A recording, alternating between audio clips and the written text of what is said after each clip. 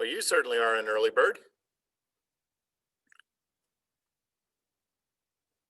I don't have anything else to do.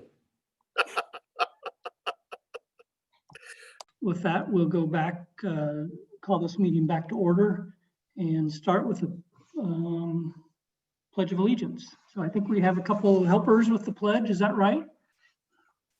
All right, so guys, we're going to get you off of mute so we can hear you. And for our students, I know your mom is a para at Stout Elementary. Can you say what your names are? Brooklyn, Catalea, And what grade are you in? first grade, kindergarten. Oh my, and you speak so well. And then we're going to turn it over to you to start us off with the pledge. Should we put our hands over our hearts, guys? Okay. You ready? Okay, 1, 2, 3. I Pledge allegiance to the flag of the United States of America and to the republic for which it stands, one nation, under God, indivisible, Liberty and justice. this for all. Excellent job, guys. And I think your principal is on, your principal might be on with us. And is your mom in the room? You want to introduce your mom? Mom? Yep. We want to share that they have a certificate. So guys, both of you guys will get this certificate mailed to you. We're going to go back to the certificate. Both of you all will have this certificate mailed to you, and it'll have each one of your names on it, and it'll be sent to your home the first thing next week. And with that, does our principal want to say anything, Miss Norton? Thank you, Dr. Anderson and board members. Catalea, I have to brag, Catalea and Brooklyn are also Sheldon graduates. And so I followed them from Sheldon to Stout. So it was nice for the three of us to see familiar faces. And their mom, Miss Lennon, is just a wonderful staff member. And Brooklyn and Catalea's grandpa is a custodian at Hope Street. And their uncle is a teacher, an EL teacher at HPC. So they're just all in the district and they're a wonderful family. Thank you, Ms. Norton, and it's an honor to have you. If board members, did you have any questions for them? And if not, we're gonna let our two students go. Does anyone have any questions for our two young students? I have a question. So Yeah. I believe I know their mom and I know the whole family. So tell me, how do you like school so far? Good. Yeah. What's your favorite thing that you're studying? Math. Oh, awesome. Well, that sounds good. Well, we hope you guys are having fun, and we hope that you guys get back into school just as soon as possible, but keep up all the great work and say hi to all your family for me. Thank you. They're so polite too, aren't they? Thank you, girls. Have a good Friday. All right, you guys Thank did you, an Mrs. Norton. Next, There's we'll you. entertain a motion to adopt the agenda.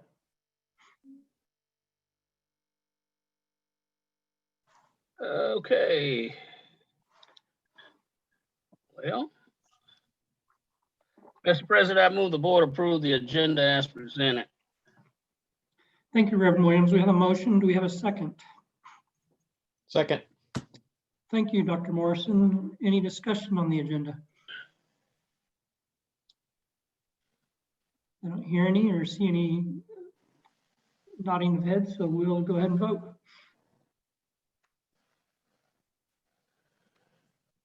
The vote is open.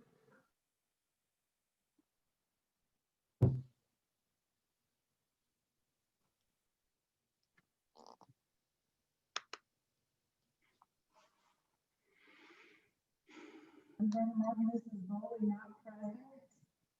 Dr. Rollright. Want to vote by hand? Mrs. Lister, you're very difficult to understand, at least for me. You're We're missing a vote from Dr. Bonebrake. Did he want to say aye? Vote by voice? Dr. Bonebrake, did you hear Mrs. Lister? He Aye. says aye. All right, all votes are in. Thank you. I assume the vote or the motion passed. Yes, motion carried. Thank you. Next on the agenda, school highlights. Dr. Anderson. Well, this is our favorite time of the board meeting. And this evening we have one of our awardees, our 20 under 40 honoree. Our principal, Mr. Buckendorf, is going to speak on his behalf. This person is particularly special, not just because he's an awesome staff member, but he's also an awesome parent as well at French Middle School. So I'll turn it over to Mr. Buckendorf to say a few words, and then Coach Williams will turn it over to him if he'd like to say any comments and if board members would like to ask any questions. Mr. Buckendorf. Thank you, Dr. Anderson and board members. What to say about Coach Williams? Let's see. Better known as Coach Mike in the Highland Park High School community. Coach Mike's known as a hands-on kind of guy and a team player, definitely.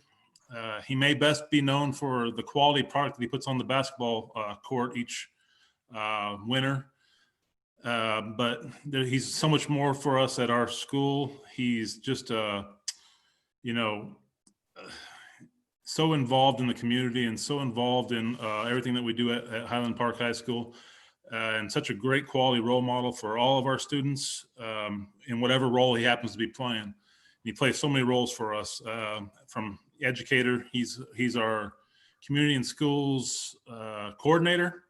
He's a coach for us. He's a club sponsor, which he just started. We have a club that's one of our favorite clubs at the school. It's our Girl Up Club that Miss Watson, our associate, runs, and he's started the complement to that club, which is called Scotsmen, which just basically teaches our young boys how to be men, and he provides a positive role model for them in those regards too. And then also as a parent, he sees the district and the Topeka community through so many different lenses that it just enables him to better serve the community and the Topeka community as a whole. And so for all of that he does, we're so appreciative to have Coach Mike in our building. With that, I'll let Coach Mike speak. Thank you, Mr. Buckendorf. It's a pleasure to work side by side you at Highland Park and to serve, all our admin, our teachers and staff, and most importantly, our school and our community. I think like that's been the driving force. I'm obviously at Highland Park now. I've been at Highland Park for the last 3 years. I'm not a boys basketball coach. I'm also working at the communities and school site coordinator. But I've been working in the district. I'm 35 years old. I've been in the district for 14 years in various roles. I've served, obviously I'm at Highland Park now. Served at Topeka West High School.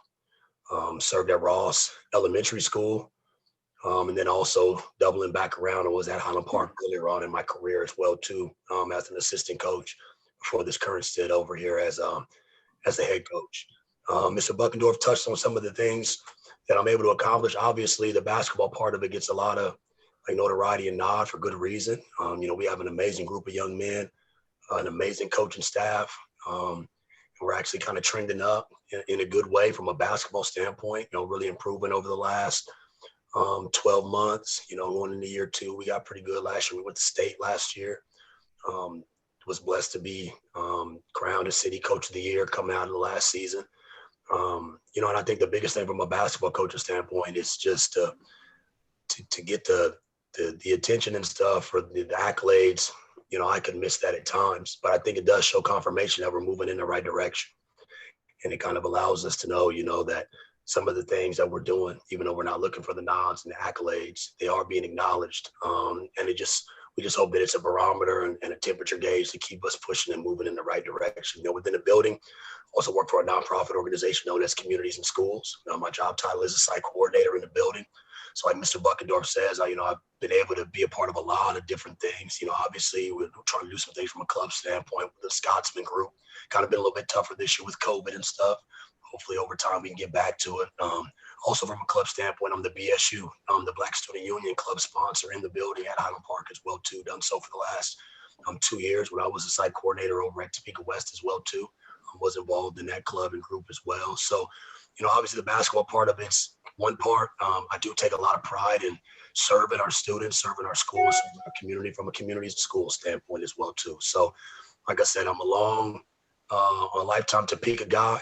I'm a graduate of UST 501 as well too. So, on top of serving and coaching and working in the district, I graduated high school from Topeka West, went to French Middle School, went to Shaner Elementary when it was Shaner Elementary years and years ago. So I'm a Topeka guy through and through. I'm pulling for our kids no matter where you're at.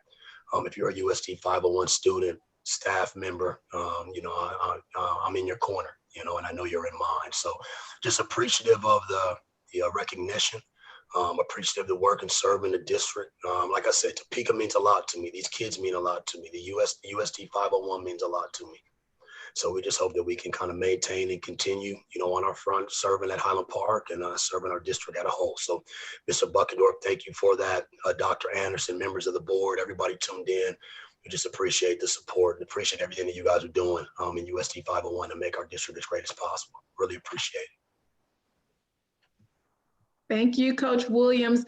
Any board members have a question or two for Coach Williams? We are just so pleased to have you here, and thank you for all that you do, sir, and all that you give. Does anyone have any questions for Coach Mike? Yeah, this is Reverend Williams. Hello, Coach.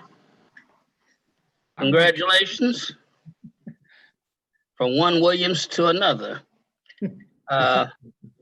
It's a great honor. I knew your mother, and I know she would be proud of this recognition. You're a fine role model for our young people, and keep doing what you're doing. And anytime I can be of service, you know how to get a hold of me. Yes, sir. Definitely. I appreciate that. You're not lying about my mom. She definitely, she was a USD 501 grad as well too. She graduated from Topeka West years ago. And there's no lie that she would definitely be proud if she was still living on this earth about what's going on. So I appreciate it, Reverend Williams. Thank you. You've definitely been a support over the years, and just, thank you for those words. And we'll definitely stay connected as we go forward. All right. Coach Mike, this is Scott Mickelson. I'd love to hear more about your Scotsman program or your club. Can you tell us about that? Yes, sir. I think the main idea, I think the reality of it is, the club and the group, when it gets off the ground and fully gets going, it's going to be something powerful. But I think the idea from the club and the group overall just came from our overall mission for what we're doing. I really, truly believe, like, as a male educator, in public education, I do think that one of my roles on top of teaching and helping students grow as students is to allow my presence and the experiences that I've been through as a man, as a Black man. I think that that's big to pass along to our kids. I think we've kind of missed the mark at times when we show up in kids' life and we just think that we're just there just to teach or just to coach. I think that's a phase in the lane of it. I think more of it is what else can I give? So, you talk about that group, just to give you an example from a basketball standpoint. Obviously I'm a basketball coach, but we're doing so much more than just coaching basketball. Obviously we got to get the X's and O's right. We got to make some jump shots and finish some layups and play a little defense. But I think at the end of the day, one thing that's going to make our athletes better athletes is when we begin to make them better men and get them to begin to understand more about life and to understand their role and stance as a man, and understand how to interact better with a woman, and understand how to interact better with the teacher, and understand how to interact better with your fellow male. And so I think like that's going to be the basis of what that group is going to be. It's going to be centered and based around conversation.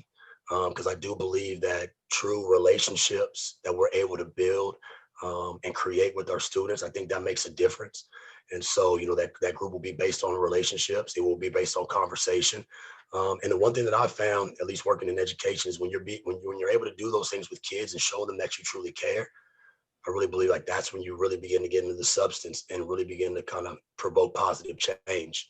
So, it'll take some time to kind of get to know kids. There will be topics that we will deal with. There'll be tough topics that we will deal with. There'll probably be topics that kids probably haven't handled in those spaces before.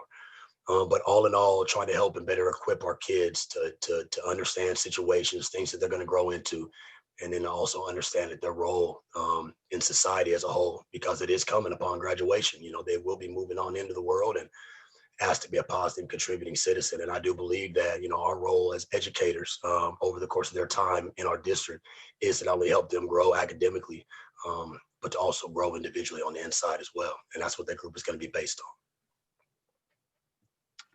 Thank I you, have a Coach. question. Go ahead. You always know that you wanted to be in education, and if not, how did you come about to arrive at 501? I think, well, first off, we really appreciate individuals like yourself, and I think that if we're going to be successful, we have to figure out a way to attract more individuals who can connect with students like you are. So what drew you? How'd you get to where you are now? Yeah, that's an amazing question. I think originally the hook was to play basketball. I was a basketball player before I was a coach. And so initially, coming out of college, my senior year, I got offered an assistant coaching job at Topeka West by a man by the name of Matt Hunley. And I was young, I really didn't know what I wanted to do at the time. So what got me into education kind of happened. And what ended up happening right away, I just kind of felt like I had a gift. I felt like I could connect with people.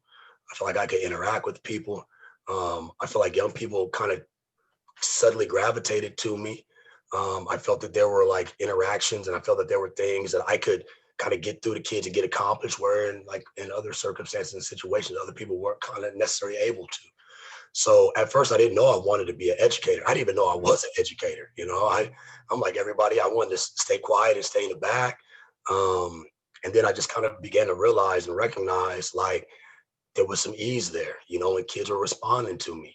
And then, I looked up over the years, early on in my educational careers, I worked with really, really good people that believed in me. I worked for really good coaches that believed in me. I worked for Coach Darty, legendary head coach in the city. I worked for Coach Bloomquist, one of the best head coaches in the city. I worked for admin that believed in me, Dustin Dick, Burl New. And I think that helped me kind of grow. I think there's some people that have kind of seen me grow for years. Some people that remember me as a player when I was 13, 14, 15 years old at Topeka West, and they've seen me grow as a young assistant coach, and then grow into being a young head coach. So at first I didn't quite know that I was going to be an educator, but right away it jumped out at me that I felt like it was a calling. And now I do really, truly feel like I'm called to this post and called to doing the things that I'm doing right now. So it kind of unveiled itself along the way. But I wasn't naive to what God was showing to me. And it jumped right out at me when I realized that this is what I wanted to do. Well, we're lucky to have you. Thanks so much. Thanks, buddy. I appreciate it. Any other questions or comments? Yeah, this is Melanie. Hi, Mike. How you doing? I'm great, and I'm so not surprised to see you here and that you won this very well-deserved award, because I saw with my own eyes when we worked together at Ross. Mr. Williams and I were 2 of the 3 check-in, check-out check-ins. Yeah, and so we saw kids who were on behavior plans. So they'd check in with us in the morning, and we'd talk about what their goals were. And then we'd check out with them in the afternoon, see if they met their goals. And I saw with my eyes, these kids, you do have a gift. They were like, I'm going to behave really well so I can go tell Mr. Williams, and I can get that packet of M&Ms from him. Oh yeah. Oh man, they just would light up when they'd see you. And we are so blessed to have you in our district and in our community. And thank you. Yeah, no, I remember. I remember. Congratulations to you, and especially Miss Bowley as well too. I was blessed to work with both of these fine women. During my time over at Ross, and yeah, we were the check-in, check-out coordinators. I got a unique career. I worked high school, and then I jumped all the way down and worked at elementary school, and it all felt the same. I didn't really miss a beat there. I feel like it was something that worked out as well too. And so, yeah, no doubt, Miss Stewart Campbell, I appreciate it. I definitely remember those days. I'm asking Miss Stewart Campbell sometimes for help in there with the kids, chasing them around, and sometimes she's helping me with help as well too. So it was good times. I appreciate that. We made it. It actually was a good time. We made it fun. We made it fun. I was like, that sounds kind of stressful, but it's pretty fun. We made the most of it. Yeah, we made the most of it. Yes. Well, we're fortunate to have you in the district. Congratulations on receiving that recognition, and continue to have great success serving kids in our community. Thank you very much. Yes, sir. Appreciate it. Much love to everybody on the board, everybody watching UST 501 for life. No doubt. Take it easy. Thank you. Thank Well, you you. can't get a better endorsement than that, not only for Scott's and Topeka, but all the other schools that he mentioned. We are so proud of him and wish him all the best. All right, with that, as we go to our very next award, we are excited. So the Kansas Association for Health, Physical Education, Recreation, and Dance Award for the Administrator of the Year this year is Dr. Harrington. So we're going to pull her picture on up. Our certificate is listed here, and I'm going to ask Ms. Wallace actually to make a couple of comments about this event that led to this award and the nomination. But Dr. Harrington is our General Director for Special Education. It's perfect timing this particular week as we celebrate special education educators. And we congratulate her for being Special Education Leader of the Year. And so with that, Ms. Wallace, are there a couple of comments that you would like to make? And then Dr. Harrington, we're going to turn it over to you to share about the event and answer any questions. Absolutely. Dr. Harrington is a passionate advocate for services and supports for our special education students. And she was nominated by one of our adaptive PE teachers, Matt Duncan. And so initially, I'm sure you're all wondering, why does the Association for Physical Education, how does that relate to special education? So he nominated because in 2019, he put together a plan for us to have a field day for our special education students. And I will let Dr. Harrington tell you a little bit more about that, but she advocated for that and it was a phenomenal success. Dr. Harrington? Yes, Matt approached me and said that he wanted to create an event for our students that would allow all of our students to have access to participate in field days because a lot of the activities are not necessarily accessible to our students that have multiple disabilities. And so he formed partnerships with Washburn and community partners and got sponsors. And all I had to do was endorse a beautiful vision that he had. And I fully believe that all students can play, and it's our job to make sure that we do what we can to make it accessible. So it has been an honor to make his vision come true. So again, we congratulate Dr. Harrington because she said all I had to do was, well, at the end of the day, she provides not only the background support, the encouragement, the leadership, and just the willingness to allow for people to really think out of the box, which is a whole lot, as she humbly shares all she had to do. So we thank you and we congratulate you. It is most deserving. We'll turn it over to any board members for any questions for Dr. Harrington. And this is our final highlight for this evening. Does anyone have any questions or comments for Dr. Harrington? Yeah, Dr. Harrington, congratulations again. Could you tell me more about what you do here within 501? I oversee special education. So we have approximately 400 paraprofessionals and about 300 certified staff that provide services for 3,200 students that have IEPs. And so we're just making sure that we're federally compliant, that we're doing instruction, supporting our families, making sure they're aware of resources in the community, and transitioning our kids in from the 0 to 3 program, birth to 3, and then transitioning them out into post-secondary school or workplace as well. So we serve all students ages 3 through 21 that have special education needs. Well, that's so awesome. Thank you for all you do. I appreciate it, and congratulations. Thank you. Any other questions or comments for Dr. Harrington?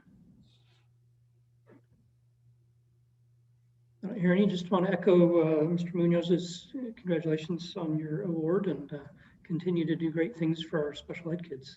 We appreciate it. Thank you. Thank you, Dr. Harrington. And that is our final recognition for this evening. I'll turn it back on over to the school board.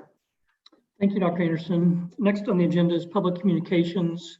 We've received 5 requests to address the board.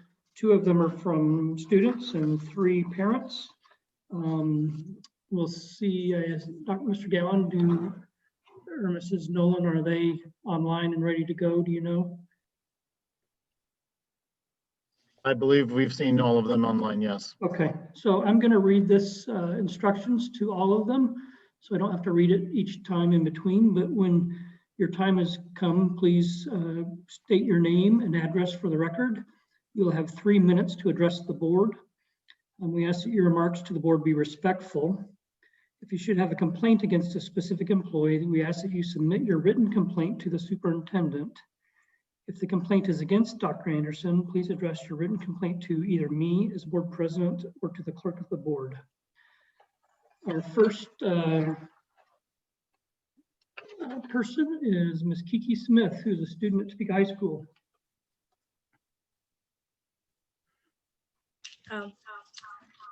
Hello, my name is Kiki Smith. My address is 3423 Southwest Plaza Drive.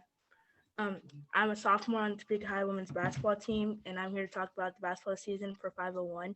As I know that playing right now may be a risk for us athletes, but it's a risk that us athletes are willing to take. I personally have played in many tournaments this past summer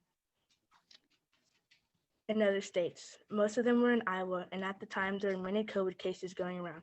With that being said, we had precautions and rules us players had to follow. One being we had to wear our mask at all times until our team was playing, but then right after the game, masks had to be immediately put back on. We would also sanitize before, at halftime, and after each of the games were played. Temperatures were taken right as we walked through the door, and anyone with a fever was asked to leave. Luckily, that never happened. We had girls from all over playing in one facility, and not one person got COVID. Keep in mind, there were over 200 people coming in and out of that one facility. As said before, Iowa was known to be one of the hotspots for COVID cases. Not one single tournament in Iowa was canceled due to COVID, which means us players, parents, coaches, and referees did a good job of following the rules. As a player, I feel like if we apply these rules to our season, then we should be able to play and be just fine without having our season delayed or pushed back. With all due respect, us players are the ones who are at risk of getting COVID, not any of the board members. Us players are the ones taking the risk of possibly getting COVID from playing, which means we're the ones who will have to quarantine and not play anymore if we get COVID. But you board members will get to do everything we won't get to do. Some of you may have never played a sport in your entire life, and I'm sure a few of you have. For those of you that have, you should have a better understanding of where I'm coming from. And for those of you that have not, think of it like this. Say the person or thing you love most in life was just taken away from you, and you could never get that person or thing back until I decided to give it back to you. The person or thing would have completely nothing to do with me, nor would it affect me in any way, but yet I still don't want to give it back to you. So that would probably hurt you more than anything else in this world. With that being said, that is basically what is happening to us 501 basketball athletes. The game that many of us love and depend on may be taken away from us for some time. Although we will get it back, it should not be taken away in the first place. My teammates, coaches, and other 501 basketball players and I are willing to do whatever it takes to get our season started on time, which means we'll do anything that is asked for us by playing, even if that does mean wearing masks. Thank you. Thank you, Mrs. Smith. Next is, I think it's your big sister, Mrs. Lily Smith. I could be wrong on who's the oldest of the two, but I think you're siblings. Yeah, I'm the oldest. Okay. Hi, my name is Lily Smith, and I'm a senior on the Topeka High women's basketball team. I'm speaking to you on behalf of our 2021 basketball season. I personally believe that we should be able to begin our season competition on the 8th of December. I think this because I personally traveled and played basketball this past summer in Iowa with many teams all over the United States, and none of us caught COVID. Fans were able to watch us, and they also live streamed the games. Players didn't have to wear a mask during the game, but after we had to sanitize and put our masks back on. The rules of the game still applied the same, and we could only be at the gym 15 minutes before game time. I also know a lot of other boys and girls who have traveled in and out of the state to play basketball or other sports this past summer as well. Now, what does that have to do with our high school season? It has a lot to do with it, because if we're able to play during the summer and follow the guidelines, I believe that we can do it now. Yes, I know that COVID is a real thing, and I know people have passed from it, and I also know people who have conquered it, but this is the risk that us athletes are willing to take. You may think that it's just a game to us when it's more than that. We live for Tuesday and Friday nights. A lot of students in our district depend on sports to get a college education, and college coaches want to be able to watch us play, and it may be hard for them to be able to catch a game if we aren't able to play on time. What are we practicing for if we're not being able to play? If we weren't able to play right now and other teams in our league start play, then it won't be fair to us at all. They'll have more games under their belt and more wins than us. Practicing and playing are two different things. You see what happened to our 501 football teams. They were able to practice, but they didn't get to play until later on, and they didn't have a good season. Our Topeka High women's basketball team were able to make it to state last year, and we know how it feels to get this season taken away from us. But we have a good chance of making it to state again, which will be our third time, and so do our 501 men basketball teams. The main reason for me wanting to play is because this is the last time I get to play with these girls, and some of us are not going to play the game of basketball ever again. Keisha said we cannot have any fans as of right now, and we are on remote learning too, so we aren't really in contact with a lot of people besides ourselves and our families. I feel like if you make us wait all the way until January, it only puts more pressure on us athletes. We have a goal and we can't accomplish it if you're not on board with this. Thank you. Thank you, Ms. Smith. Next is Mr. James Shields, who's a parent.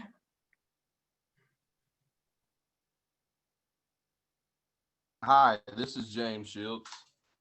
Welcome, Mr. Shields. Welcome, Mr. Shields. How you doing?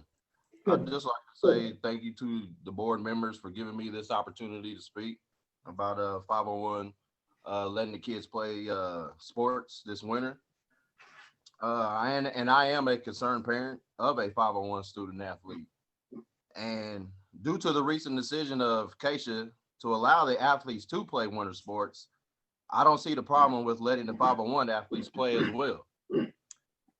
Because I know that Washburn Rural and, surrounding areas are set to play starting tomorrow. So I don't understand why we're not set to play as well. And as a parent of a 501 student athlete, I do understand the risk of my child playing basketball during the COVID-19 pandemic. But with that being said, due to the recent success of AAU basketball in the summer, I don't see the issue with the athletes playing now. During the summer, these same athletes that want to play now played against teams from other states, and no one reported anybody having COVID-19 all summer. Every gym we played in during the summer, everybody had to wear a mask in the gym. They had people taking temperatures at the door, and if you had a temperature, you weren't allowed to play. You weren't allowed in the gym. And that was for parents as well as players. So the players know the risk as well, but they are willing to take that risk because of the bigger picture, which is playing in college and possibly beyond. Also, in the summer, while the athletes were playing, they didn't have to wear masks. There's no way you can run up and down the basketball court at full speed with a mask on because you can't breathe. You can't even hardly walk and breathe in a mask. So how can you ask a bunch of teenagers to play in a mask? The risk of somebody passing out alone should be enough to make you not want to see these athletes out there with their breathing restricted like that. That's why Keisha voted. They didn't have to play with the mask on. So I feel 501 needs to do the same thing. Just put yourselves in those athletes' shoes and ask yourselves the same question you're asking them. Would I, as an athlete, want to play in a mask? And if you be honest with yourselves, regardless of the risk, getting COVID, you're not going to want to play in a mask either. So with all that being said, with no spectators allowed anyway, let's just play basketball. Let's start the season on time with no issues. As a parent who doesn't miss my daughter's games as hard as it will be, I'm willing to sacrifice not being there in order for my daughter to have the opportunity to play. I know at the end of the day, it's not about me. It's about my daughter. She wants to play college basketball. Not playing high school basketball will not help her fulfill her dream. Your time is up. Thank you, Mr. Shields. Next on the list is Mr. Darrell Smith.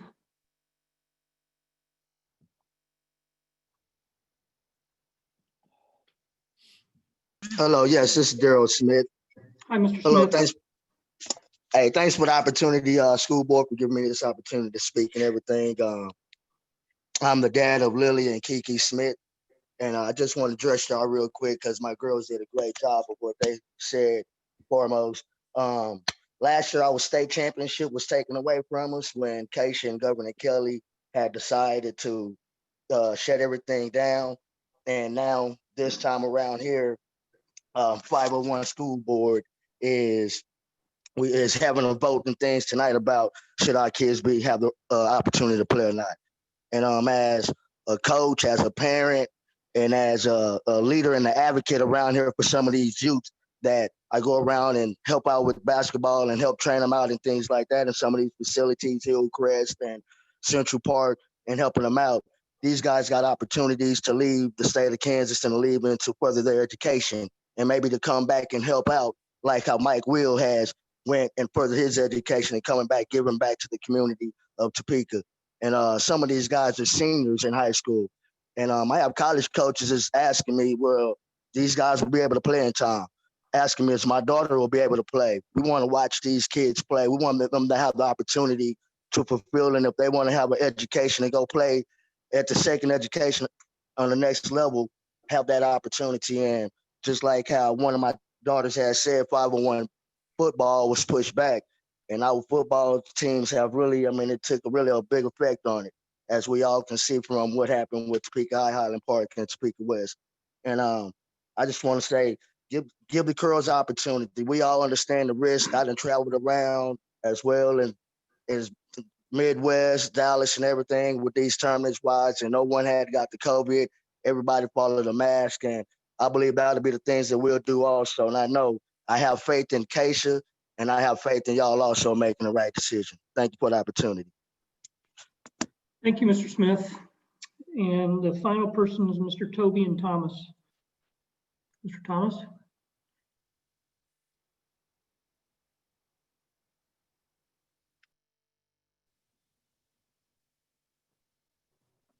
And I think you're still on mute, so you might have to press the unmute unless we're doing it. There you go, Mr. Thomas. Okay. Hi, my name is Toby and Thomas. I reside at 1360 Southwest Medford. I appreciate the opportunity to be able to speak today. Not only am I a coach, a parent, but an advocate for 501 and the students, whether they're at T-High, T-West, or HP. Just taking a look at everything, a lot of the comments that were made and touched on, I think, taking a look at the big picture here with what's going on. And I know I sent the email out to a couple different people on the board that are going to make decisions today. But I feel, like I stated in the email, one of the biggest concerns with not allowing USD 501 student athletes to play basketball, which is considered a medium risk sport. There's a tremendous equity issue here. Inner city, if you take a look at it across the board, they're not being allowed to play and everything being pushed back, but you have all of the other districts that are falling in the line and being able to play. And, just looking at it as a whole, I'm a dad. I have pre-existing conditions. I've have scleroderma. It's an autoimmune disease. I have to take a lot of different medications and stay on top of things. So COVID and the risk and everything that's there, I'm fully aware of that and what's going on. And I'm still pushing for them to be able to play on time. The season didn't end well with us coming up 2 games being short and able to play. And now we're going into the start of the season, taking games away right off the bat. And again, it's putting our USD 501 students at a disadvantage. And this is somebody who's, when you take a look at just overall, I think they should be allowed to play. They should have the opportunity to play and be able to do what all of the other districts are doing and getting out there and allowing these individuals to play the game that they love to play.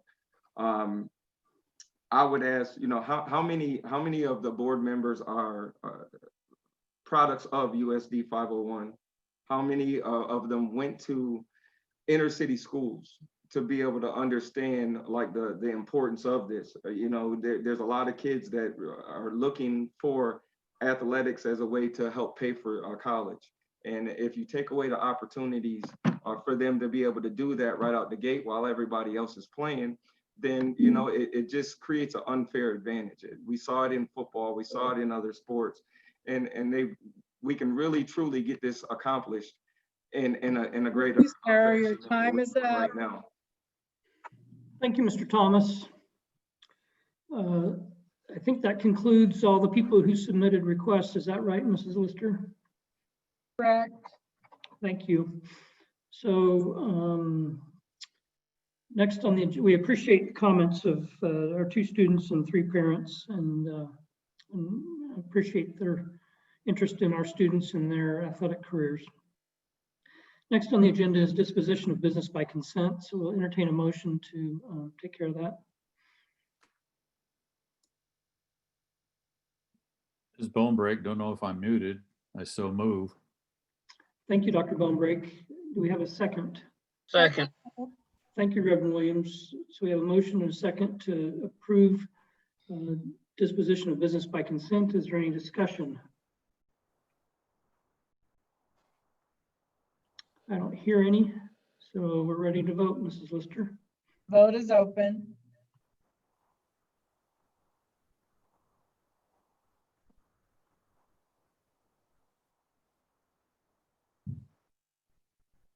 I vote aye, but I don't see the, You. I've recorded it for you. Thank you. Yeah, it hasn't come up. I got on mine, I thought. Well, we've got a full screen. We've got the motion and the second. Can you? So, Mr. Gowan, can you move the agenda off of the screen maybe? Is that what you're seeing, Mike? Yeah, there we go. Okay, now I can probably get to, very good. Gotcha. now I And just, Mrs. you, Mike. Buckley, are you present? I believe Mrs. Bully's back. Okay. Aye. Aye, thank you. Motion carries unanimously. Thank you, Mrs. Lister. Next on the agenda is superintendent's report. So Dr. Anderson. Good evening. We have 2 items to share with you this evening, and the first item is digital equity. We're going to turn it over to Mr. Gowan and Ms. Wallace. And as you know, we are currently in remote learning. Previously, it was requested that we just give an update about how we are helping with Wi-Fi and broadband and all of those activities. So Mr. Gowan is our Chief Information Officer. He will begin the presentation, and Ms. Wallace, the Assistant Superintendent, will jump in where appropriate. Before I begin, I do apologize for wearing a mask. I'm sitting immediately next to Ms. Lister, and I didn't want to infect anyone.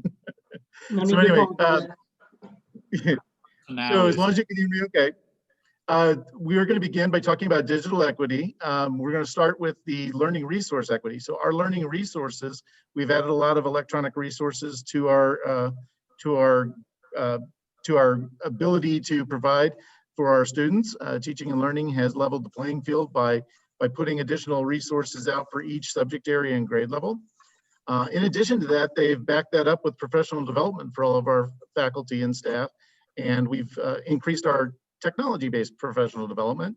And since the beginning of the fall, all of our professional development sessions have been given digitally. In addition to that, we've also kind of leveled the playing field by allowing students to participate in the learning in different ways. In traditional school, they can participate during the regular school hours. In this hybrid and in the remote learning models, we've allowed them to participate in an alternative hours and count those towards attendance. I would share that, oh, I'm sorry. Oh, go ahead.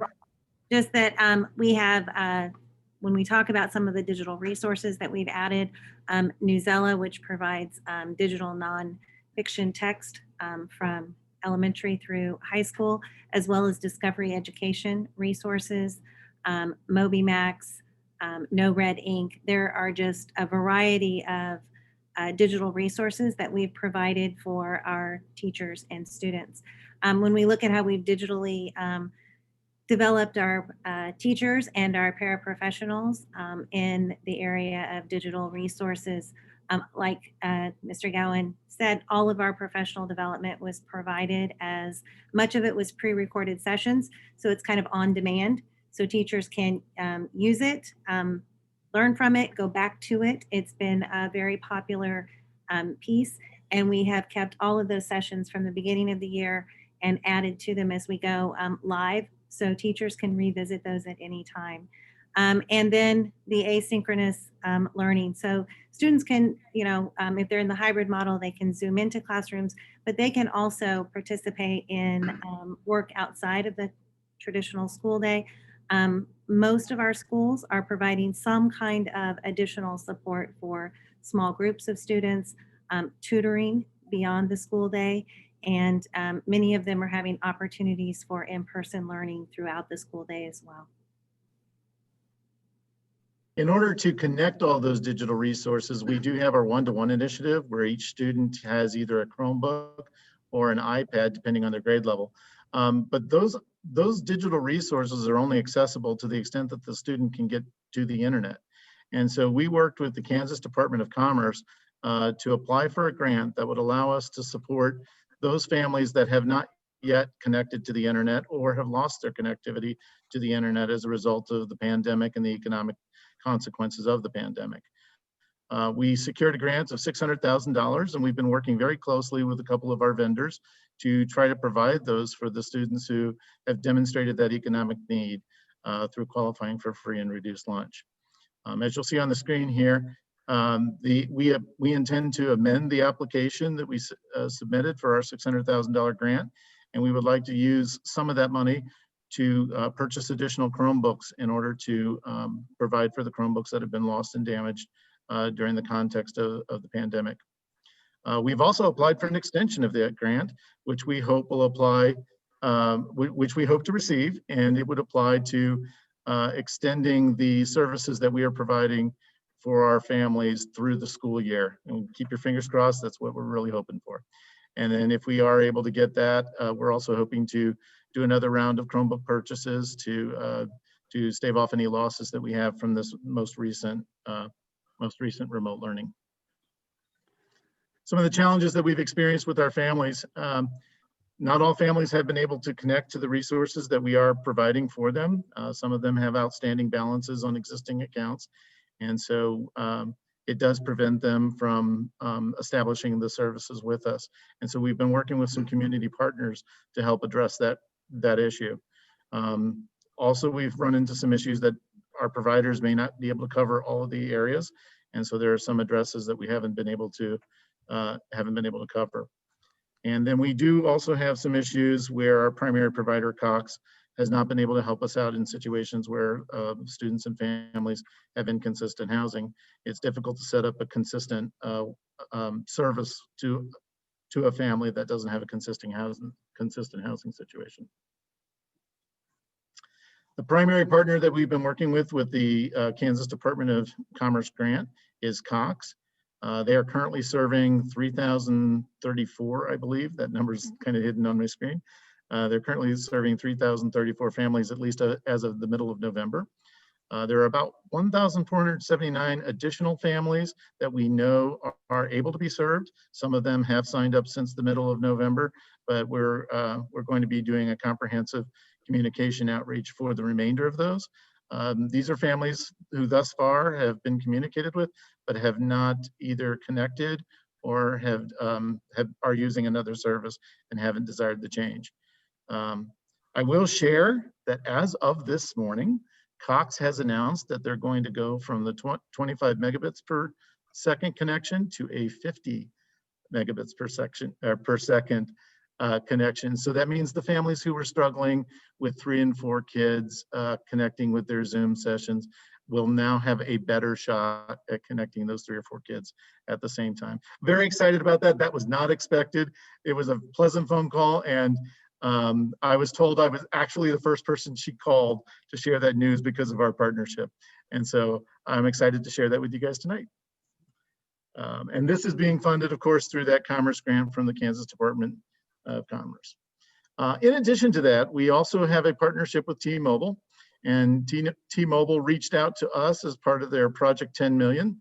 And we had reached out to them in the spring when we were sending students home in the spring, and we said, this is what we need. And so over the course of the summer, T-Mobile developed this project, and then they reached right back out to us and said, this is what we can deliver. And so I'm excited to say that we're going to soon be in possession of 1,127 T-Mobile hotspots that will give us up to 100 gigabytes of data per year per hotspot. And so what that means is, even though this is limited, so it's going to be a temporary solution, this will help us bridge that gap for those families while they're connecting to Cox, or help us bridge that gap for those families who have interim home situations. And that's going to be the focus of this project. We're very excited about what they're able to offer us. And that concludes my presentation. Are there any questions that I can address for you? So throw it back out to our board colleagues, or does anyone have any question for Ms. Wallace or Mr. Gowan? Yeah, this is Rich Bonebreak. I had heard from an ex-Cox employee that the minimal basic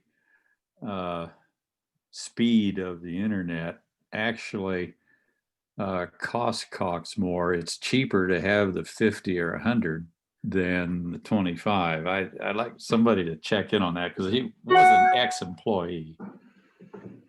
I can't address that, but I will be glad to check on that. Perhaps that's why they're changing it to 50. I don't know. Just curious.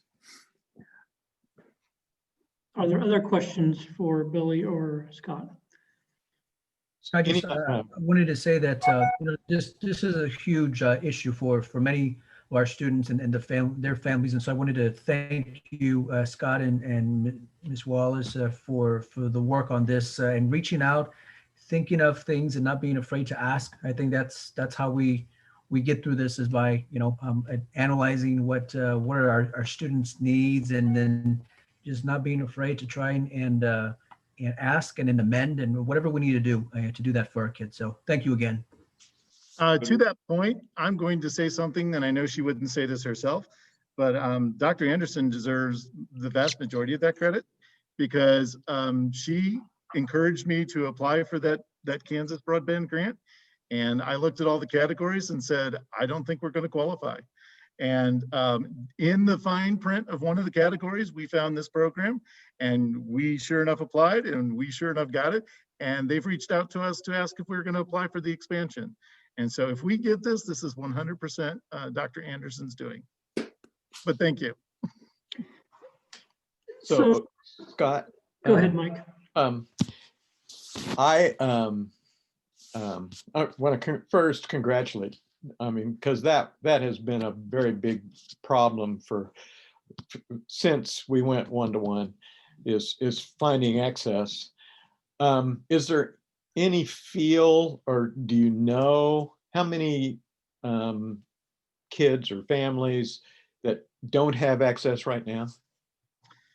I don't have a number for that don't have access, but I can tell you that there are the 1,400 are ready to get access through Cox, but I can tell you there's another 400 to 500 that would be eligible for that service if we can connect with them. And so I think that there are still some out there who may not have connectivity, but we're hoping with our hotspots offering and with our Cox offering and additional communications going out, we're hoping to be able to tackle those barriers that they're experiencing as well. Yeah, I can understand with the COVID situation, but sometime probably to find those people, we're going to have to do person-to-person contact, and I don't know how that is, and it's all dangerous. And well, I can share with you that our social workers are an outstanding team. They've been making these person-to-person contacts, particularly with students that they're not seeing in the Zoom sessions and with students that they're not seeing in attendance. And they're reaching out to these families, and then they're calling me and saying, what can we do? And so we are finding solutions. So to your point, we are doing that person-to-person search. We just don't think we found everyone yet. Good. Congratulations. Again, I can't take credit for that. Go ahead, Sue. Mr. Gowan, clarification, these 1,400 plus have not been without educational service all this time, correct? They have hotspots or something? So these 1,400 that we really aren't reaching at all. These 1,400 students may or may not be attending. These are just 1,400 students that I know qualify for this particular service that we're footing the bill for. And so I'm hopeful to get them signed up. They may already have a coverage, they may already have a service that they're using and have just chosen not to sign up. They've received some form of communications from us, but again, these are 1,400 people who are eligible to sign up. Everything's ready to go for them. They just haven't done that yet. And so some of them may not be online. I don't personally identify students. I'm reaching out based upon address so as not to, you know, compromise any financial data or anything like that. They may be students in attendance every day, just using a different service, not Cox. Do we provide hotspots to these families or offer hotspots early on? So I just keep thinking we're halfway through the year and they haven't had any education. We've Some offered of them I understand are by choice, but others are just because they don't have any connectivity. In cases where our social workers or administrators found somebody who could not participate in the Cox program, we have offered out hotspots. All of our hotspots currently are out and in use with our students.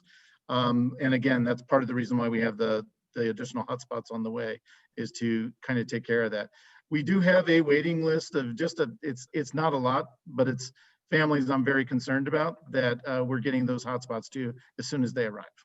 But it's not a long list. It's not 1,400. I think the last time I looked at it yesterday, there was only 10 families on that list provided by the social workers that they need us to get some attention to right away. Mr. Gowan, does the money that we have now, does that expire December 31st? The answer to that is yes. The money that we have now does expire on December 30th, depending on action out of the federal government. That's part of the reason why we've asked them to revise the grant. The Department of Commerce has shared with grant recipients that there is some additional state money that can go beyond the December 30th deadline, and that's what we're hoping to be able to achieve with the extension of the grant. So yes, there is an expiration date that we're pushing against on December 30th, but we're hoping to be able to extend that with the extension grants being offered through state funds. When will we find out the results of that application for? The communication that I got is they hope to get back to me shortly. So I'm thinking that's probably next week. Okay. And so if we don't, what are two avenues? If we get it, then we can continue to help fund internet connections for a lot of our families. If we don't get it, then those families just have to be able to pay that out of their, as a monthly bill. Is that? That is the current status of the situation. Obviously, if we don't get the Kansas Commerce Grant, we're going to try to seek what other help we can get. But I think at this point, there is hope. I get that sentiment also when they asked us to apply for it. That's a good sign. They did ask, and that's usually not a bad sign. That's right. So is there anything we need to do to? I will let you know if we need to do a phone campaign. Okay. Are there any other questions for Ms. Wallace or Mr. Gowan? One final question I have is, do our transient students, so like students that might live at the shelter, does the shelter have good internet? Do you know? No, that's a perfect segue. In fact, Ms. Sharp is on, and many of those students go to Quincy. And so two things, and I believe Dr. Malone is on and Dr. Gray. I'll just kind of mention the shelter. Dr. Gray and his supporting administrator, Dr. Malone, created a partnership with the mission. Dr. Gray is a board member on the mission, so that's really given us an advantage. Through that partnership, the mission has agreed to allow for students to use their actual Wi-Fi at the mission, where in some cases, in other cases, we also have some hotspots for younger students. And with that, Mrs. Sharp will just give a final comment on those students who Ms. Foley kind of mentioned, kind of what's happening with kids who might not have service or who might not show up and we don't know their status. Mrs. Sharp will give maybe a 30-second little update because on what Quincy's doing, who also is the person that has most of the mission students. And this is just one example. Good evening, Dr. Anderson and board members. You may have to talk up just a little bit or come a little bit closer to your microphone. Okay, is that better? Mhm. Okay, good evening. We are really proud of what Quincy has started over the last couple of days. They have been able to bring students back on site who were having some of these connectivity issues or internet issues. So Mr. Robbins helped arrange transportation, and the students are able to come on site. And Ms. Sondrager has done an amazing job of planning out where the kids are able to zoom in from the cafeteria. They've got their desk shields in the cafeteria. They're doing art, really trying to make sure that we are ensuring equity for kids, particularly those that are at the mission. Thank you, Ms. Sharp. And the neat thing about this, which is really unusual, this person is actually being nominated for Above and Beyond. The counselor every day looks at the attendance roll, sees who's absent, gets on a school bus, goes to the door and knocks and gets the child out of bed. This is all doing remote, brings the child to school, and then they do their remote learning at school. I mean, this is a pretty amazing counselor who really created a lot of this with the support of Ms. Sondrager. So I just want to say our counselors and social workers really are thinking creatively and going above and beyond to make sure that all students are connected to the best that we can. We may not be able to serve every single person who may have some connectivity issues, but my goodness, we sure are serving hundreds of people that might otherwise not be served through this collective effort. So we want to thank all of those folks, particularly Mr. Gowan. He gave me credit of something when we all know that he's writing the grants and pushing for the grants and making the phone calls. And so Mr. Gowan and team, we thank you so much, sir. You have really truly made a gateway open that would otherwise be closed for thousands of people. And again, we just appreciate it tremendously. With that, we have several other items. If there are any other items for board members. All right, we're going to continue on with this space and talking about items as it relates to COVID. And I know Mr. Gowan is going to be a bit of a DJ here because he doesn't know which sequence we're going in. We know we have fine arts and sports coming up. Before we start with that, we do want to share a little bit about our COVID scorecard from Shawnee County. I don't know, Mr. Gowan, that I shared with you, we're going to go to their website and we're just going to pull it up. It came out today. So we sent out an email to our parents today, sharing with them just before the board meeting that we're going to be talking with the board this evening about some next steps related to this card. And with the card currently, as we just briefly screen share and pull that up, we just want to show that we are still currently in an uncontrolled status. However, there's been a decline in the number of cases in the county, but the hospitals are still at their maximum. You can see the decline that's listed below. And so we know that the numbers are decreasing in terms of individual cases, but previously we were at 22 last week. This week we're at 21 as a county. And therefore we are still in this uncontrolled status.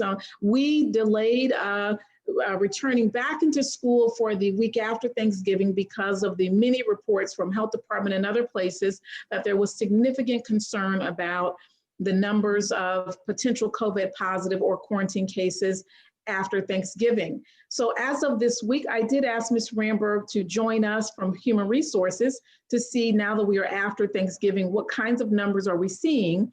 We do know that based on still being in an uncontrolled status at this time, we're really looking at, do we have enough staff to effectively serve students? We know previously when we've had dozens of staff, anywhere from 20 to 50 overall, that are either out for quarantine or positive cases, that certainly impacted our ability to function because we do not have the sub pool willing and available to sub at this time in a routine basis. So as of this week, which we're not done with the week yet, But Ms. Ramberg, what does this week so far since December 1st demonstrate now that we are after Thanksgiving? Yes, good evening, board members and Dr. Anderson.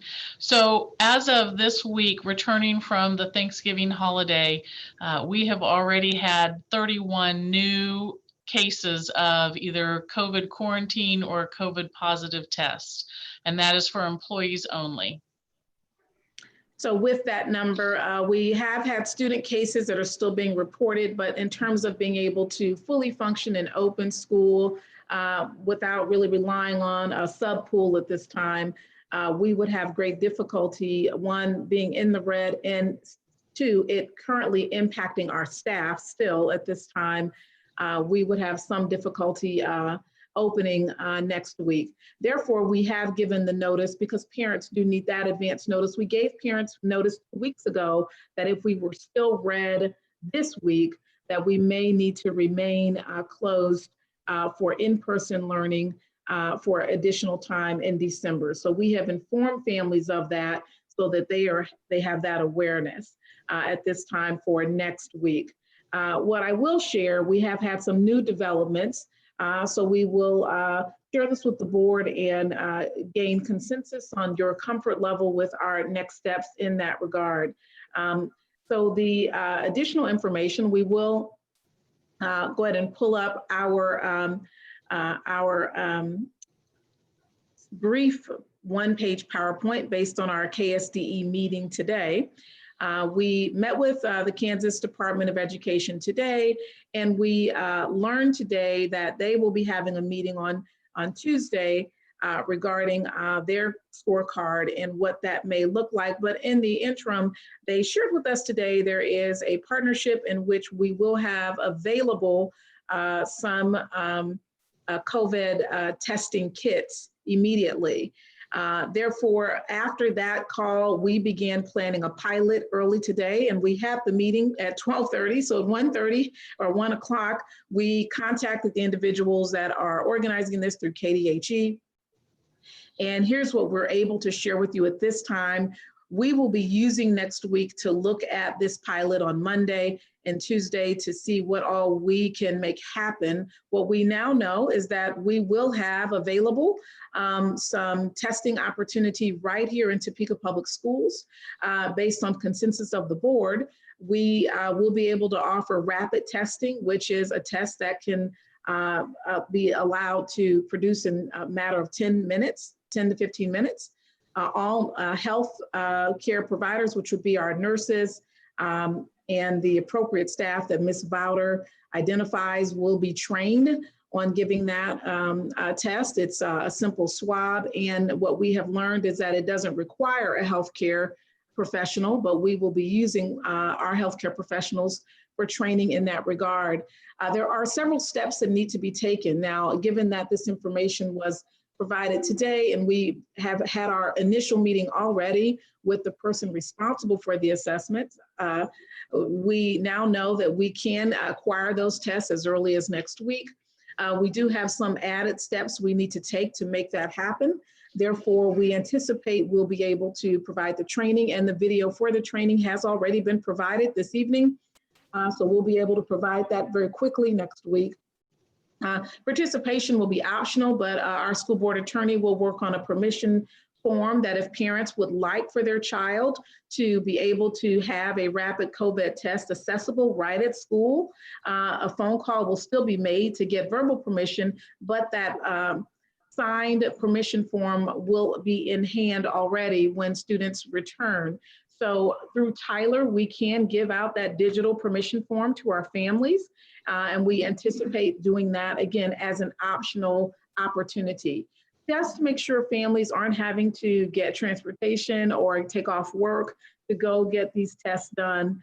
Now, it is possible through Shawnee County that if in fact a student is symptomatic and tests negative on the rapid test, Shawnee County might still require an additional test, which that's fine. This just is a free opportunity to have this screening instrument for individuals that are either symptomatic, and or it could be a screening instrument for high-risk populations. So we have been given a form in which we need to identify the populations that we would be targeting. So we would be targeting high needs and high special, using the high special needs index, which might be students that have compromised health systems, family members, staff members that also might have some high needs as it relates to compromised medical and immune systems.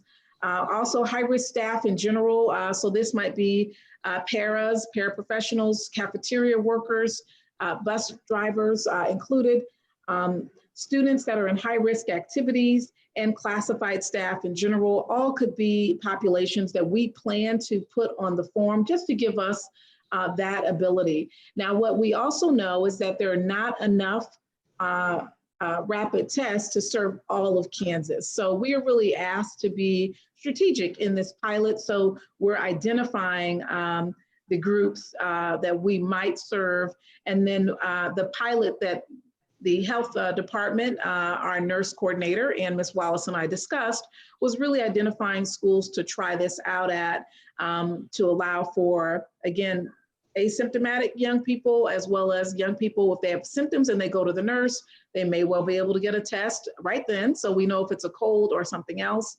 And again, if they are symptomatic, there may need to be another step. So this is new information today that we wanted to make sure to provide to our board. Again, we'll get the remaining information throughout tomorrow and early next week.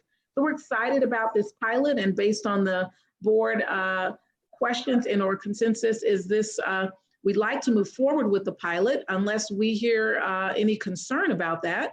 This pilot would move forward next week once we take the remaining steps we're required to take to be able to make use of these tests. Any concerns about us moving forward with the pilot? These rapid tests tend to be less accurate in the younger, small people population. Has the health department stated at what age they would not recommend the rapid test because they get false negatives? Again, they're working with the KDHE. They are working with the health department, Shawnee County Health Department, on what steps they would like to see us taking, which may include an added test that's a 2-day test, if in fact there is a negative for a young person that is symptomatic.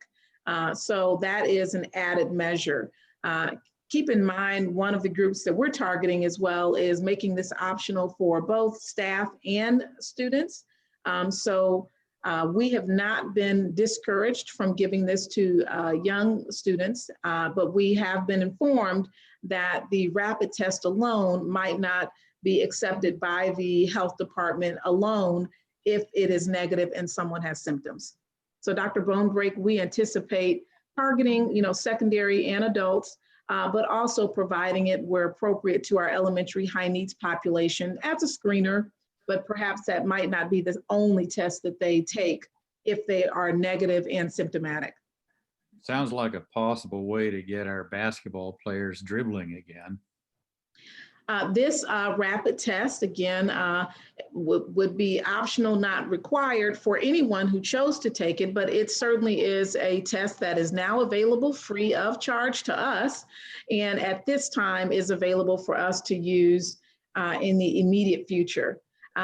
In terms of how long we would have access to this, we aren't sure, but we do know that we will be given a percentage of our population based on the strategies that I just listed that we would be using. So yes, this is something that we put at the bottom, students in high-risk activities. This again would be an option that we would be able to use.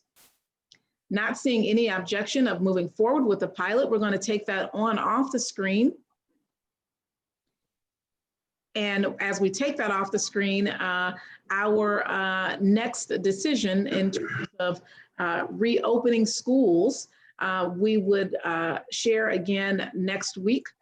We will remain closed, unfortunately, because we do not have the staffing right now to support schools, and they are negatively impacted by the community spread still, and the community spread is still at a red level.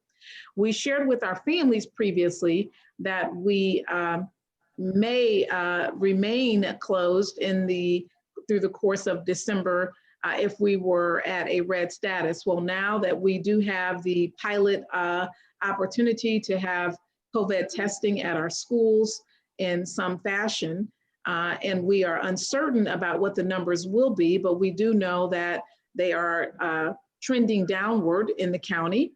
And the internal district card will show last week's numbers for us were low. So we're hoping that these Thanksgiving numbers is just a Thanksgiving bump, and we're hoping that we are also trending low.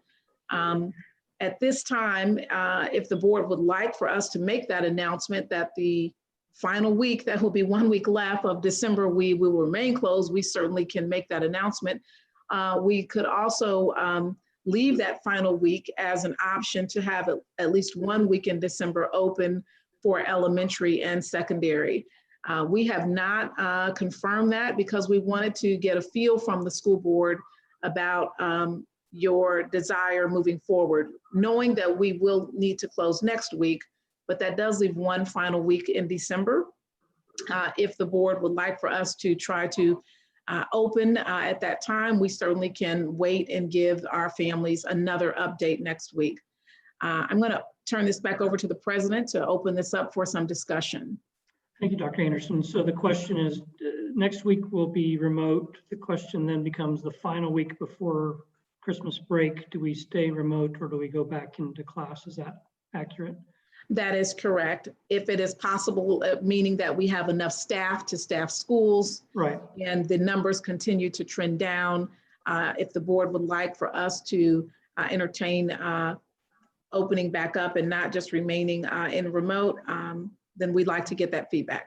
So I guess my question is, how disruptive is it to go back and forth? I'd love for our kids to be in the classroom, but it sort of seems like it's only for a week. I mean, a week may mean a lot for some families, but I guess your recommendation is what? Well, previously we shared with families that if we were still high red this week, that we would remain closed in December because 1 week of school is going, well, 1 week and 3 days, I believe is what it would be putting us in and out.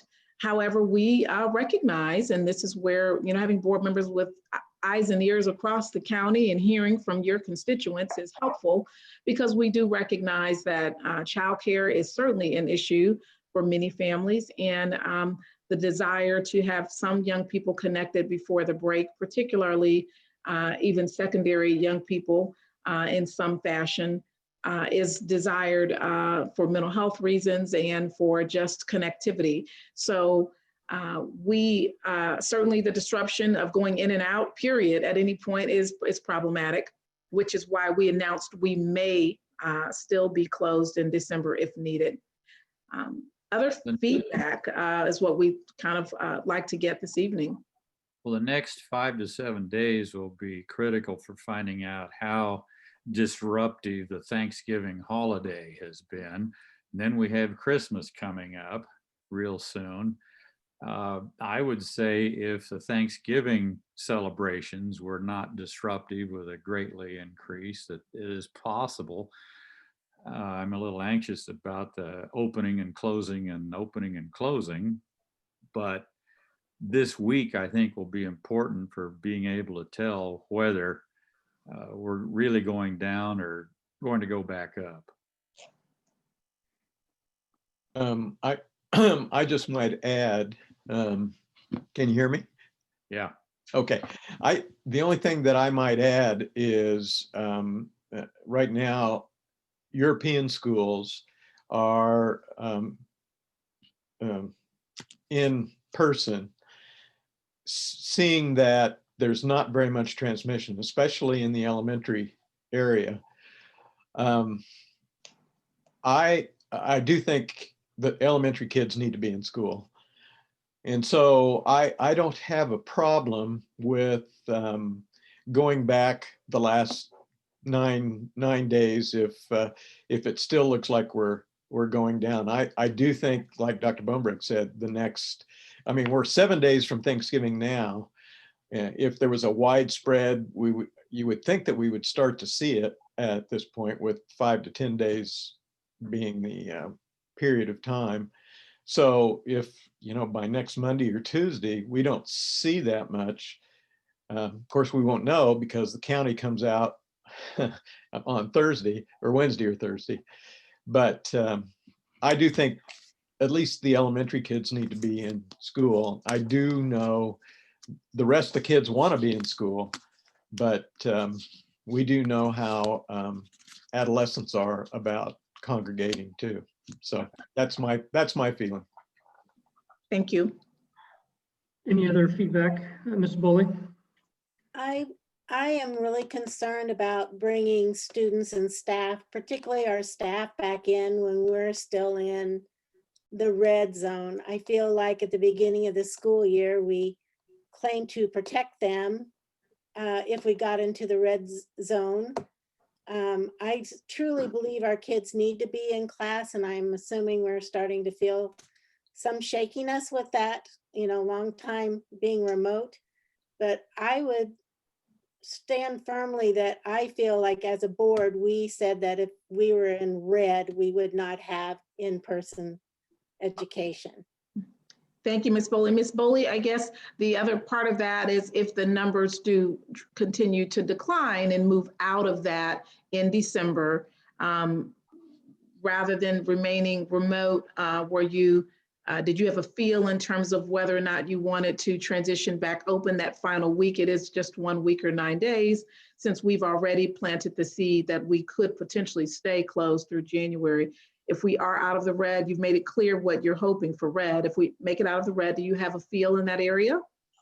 I believe that we showed earlier in this year that in the orange zone, that we do an excellent job of maintaining.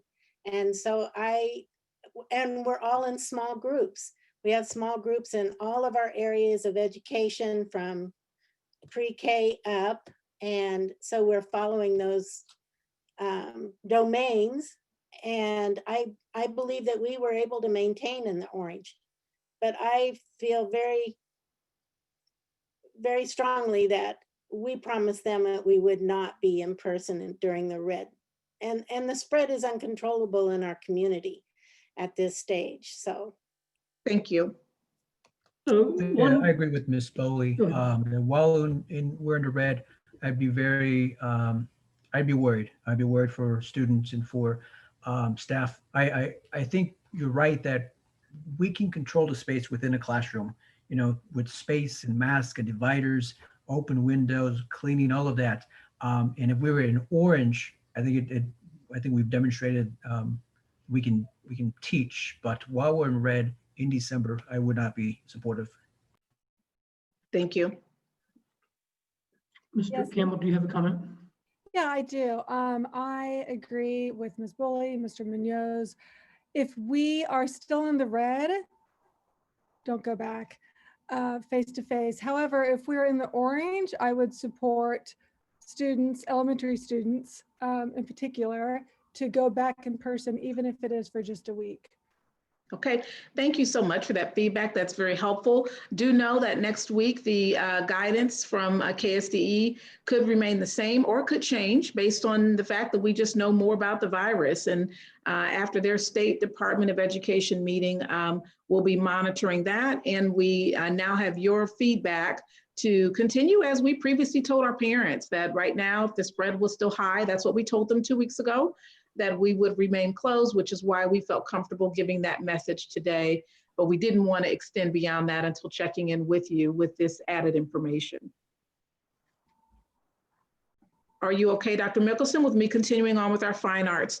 Fine arts staff member that's on this evening is our coordinator of Fine Arts, Mr. Reynolds. He just has a quick update in terms of an adjustment for the Fine Arts as they have looked at the Fine Arts proposal and adjusted some things after talking with families and looking at this further with ranking Fine Arts in the areas of a high risk and low risk so that students would have different ways in which they may be able to be engaged.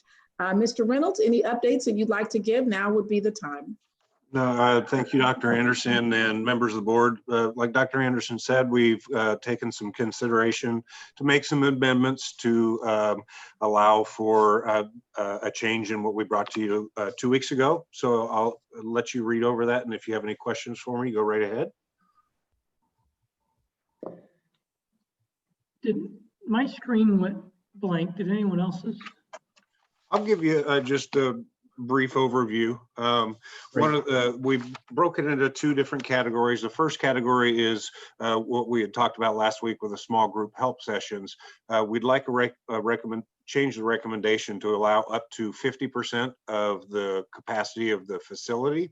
So instead of keeping it at 10, we recognize that we're able to maintain that 6-foot social distancing. So we'd like to be able to expand that beyond the 10 that we recommended last week. We would make sure that we're using appropriate PPE and masks and bell covers and so forth. And then the second thing we did was we, just like with athletics, we are making a recommendation of a lower risk category and a higher risk category. So our lower risk categories would be orchestras and drum lines because the spread of aerosol is not quite as high. Those ensembles would be able to perform outdoors only with approval of a building administrator and the district fine arts coordinator's approval. Then we would continue to stay the same with the higher risk categories such as bands, choirs, and theaters. Go ahead, Dr. Bondrick. Well, Dr. Morrison's president of Topeka Symphony Orchestra, and they performed last night indoors, socially distanced with some masks. I would be reluctant to be playing the tuba in sub-zero weather outdoors. Is there any reason why we couldn't bring orchestras and drum lines indoors? Appreciate the question. One of the factors that we run into is when we are not meeting in person, we're not rehearsing. We are a co-curricular activity, so we don't do our practicing after school, such as a basketball team or so forth. So right now we are rehearsing, but it's through Zoom. I appreciate that question. Mr. Reynolds, I received an email this afternoon.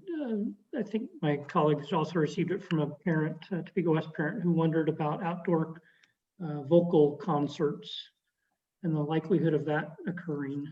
The weather's changing, I recognize, but you know, in theory, it could have a nice forecast and planned. Is that a possibility? I met with team members of the Fine Arts Curriculum Assessment Team, and each one of the team members kind of stood behind, while we're in the red, it's a higher risk category with the bands and choirs and theater groups, and their concern is that we continue to do virtual performances during that time. I think as long as the trumpeter isn't trying to slap the violin out of your concertus and then trying to dribble away with it, I don't understand why we can't have it. But maybe that's just me. It's less risky than basketball.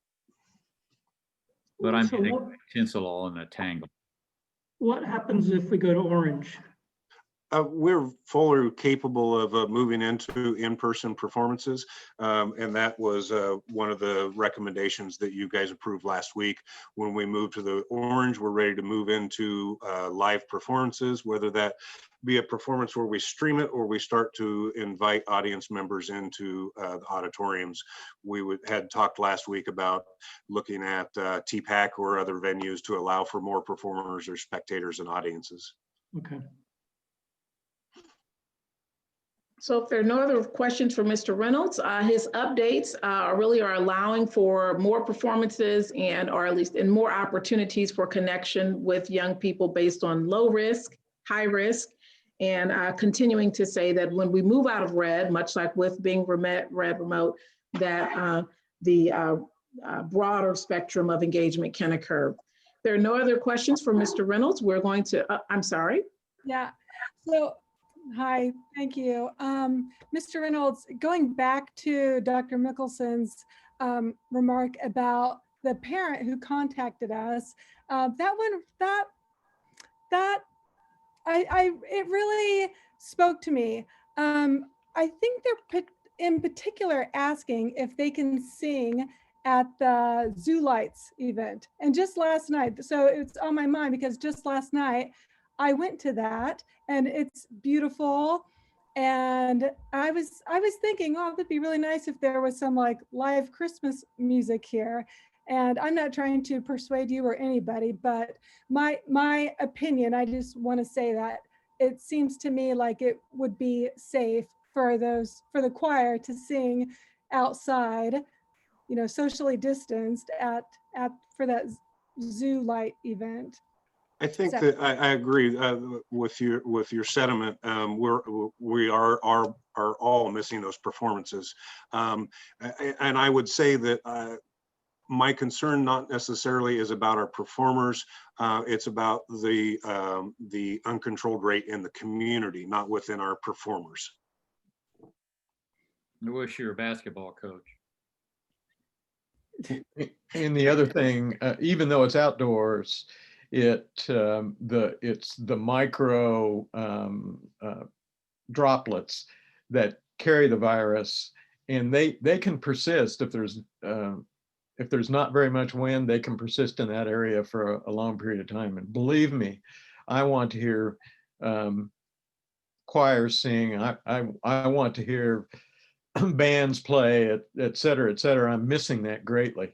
But I mean, at the uncontrolled level, I think we have to go with what Mr. Reynolds has to say.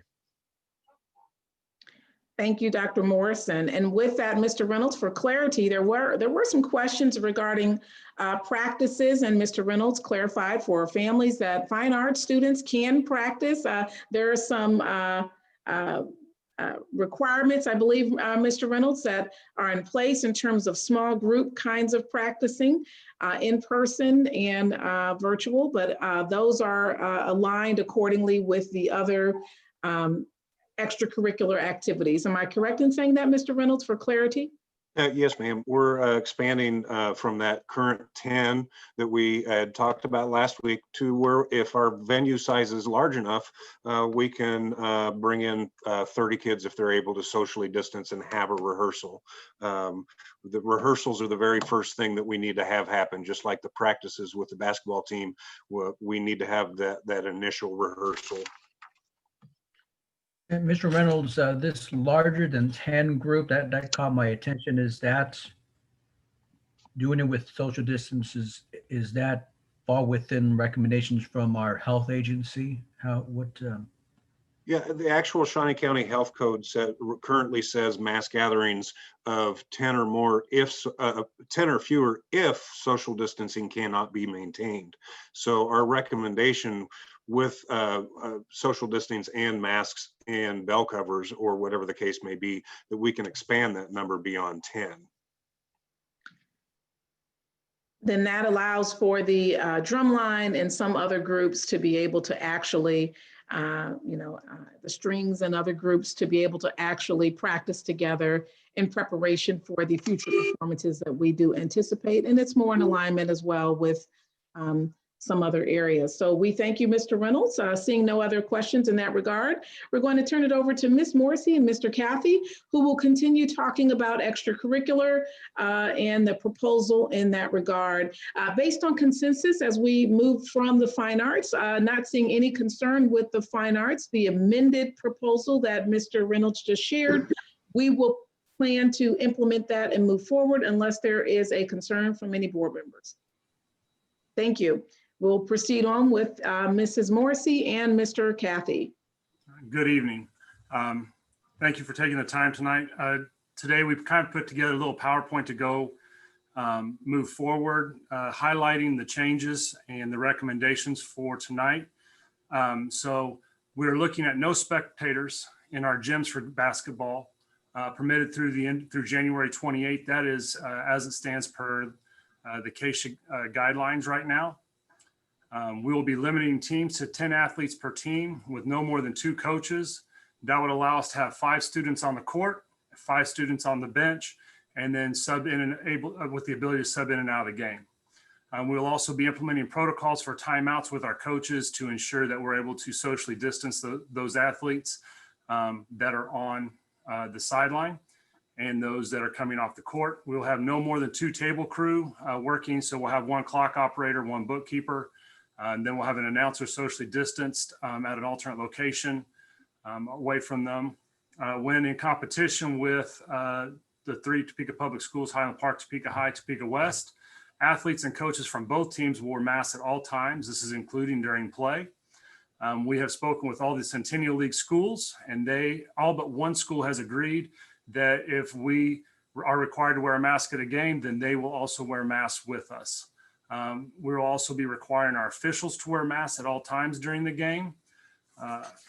In addition, we're going to continue with practices being limited to 10 players. Athletes do not remove or will not move between practice teams within a 24-hour period. Coaches will remain socially distanced from the student athletes at all times. No more than 2 coaches per gym during practice or on the bench during a game. Schools are currently developing a method to provide families of athletes with live stream of home games in all gyms. Currently, games that are played in the main gym will be live streamed to the NFHS network. Games will be available. Those games will be available on demand after the conclusion of the game. So if for some reason I can't make it to the game, a family could come back in and watch that game later in the evening, or go back and watch it with their student athlete at home. The cameras are programmed to follow the gameplay and will also display the time clock and score at all times throughout the game. And just some final considerations that we are be placing in this. Will families that may have a student may have to step away for a period of time or return, and then they'll be able to return to the team without penalty. That's completely a family option. If the family felt that it was not a safe environment for them at that time, they could step away and then come back. We believe that competing with the schools keeps students from playing at other places without restrictions, and may also protect those families and their contacts, because we are keeping our environments very small. Then again, cameras will allow for review of game footage in the event that someone does test positive. We could go back, do contact tracing if an exposure does occur. On the last slide, I pulled a picture from last year's game of Topeka High versus Topeka West girls game. This is actually a video shot or a still shot from the Pixelot camera from last year's game, just to kind of give you an idea of what those pictures would look like, the video quality would be looking like for someone who is watching this game. So are there any questions for myself or Ms. Morrissey? And I will ask Ms. Morrissey, are there any items that you'd like to add, or questions are open? So then once you conclude, they can ask any additional questions. On the last page, we talked a little bit, I know some of the concerns were not so much for our athletes, and I know we shared information with everyone that there is a 0 mortality rate for 17 and under. So this really isn't about our athletes, but I know there's been concern about adults both in the space, and we've limited the adults that are in the space, but also the adults that they may come into contact with at home or in their just general contacts. And one of the things we've talked a lot about is our student athletes, and you heard it from them tonight, they live for Tuesday and Friday nights, and they want that competition. And my concern is that if we don't compete, we can continue to practice. They're going to find ways to compete and play. And I know as a coach, I kept them from doing that. I didn't want them injured. So I think if we don't compete and control it ourselves, there is at least the possibility that they're going to go compete anywhere in the community. And so if we are thinking about those other people they come into contact with, that it's at least possible they're actually safer if we play than if we let them play elsewhere. Dr. Anderson, what is the likelihood of the test that we discussed earlier being utilized in this situation? Well, initially for next week, we will still need to take whatever final steps. For example, there's one certificate we need to apply for and pay for. There is a training session that we'll need to host, but that all will happen relatively quickly, and we will acquire the test. Now, the first game may well be prior to those tests arriving, because if allowed to play, the first game, I believe, Mr. Kathy, is I think the 8th. Yes, Is that and correct? it'd be a Tuesday evening.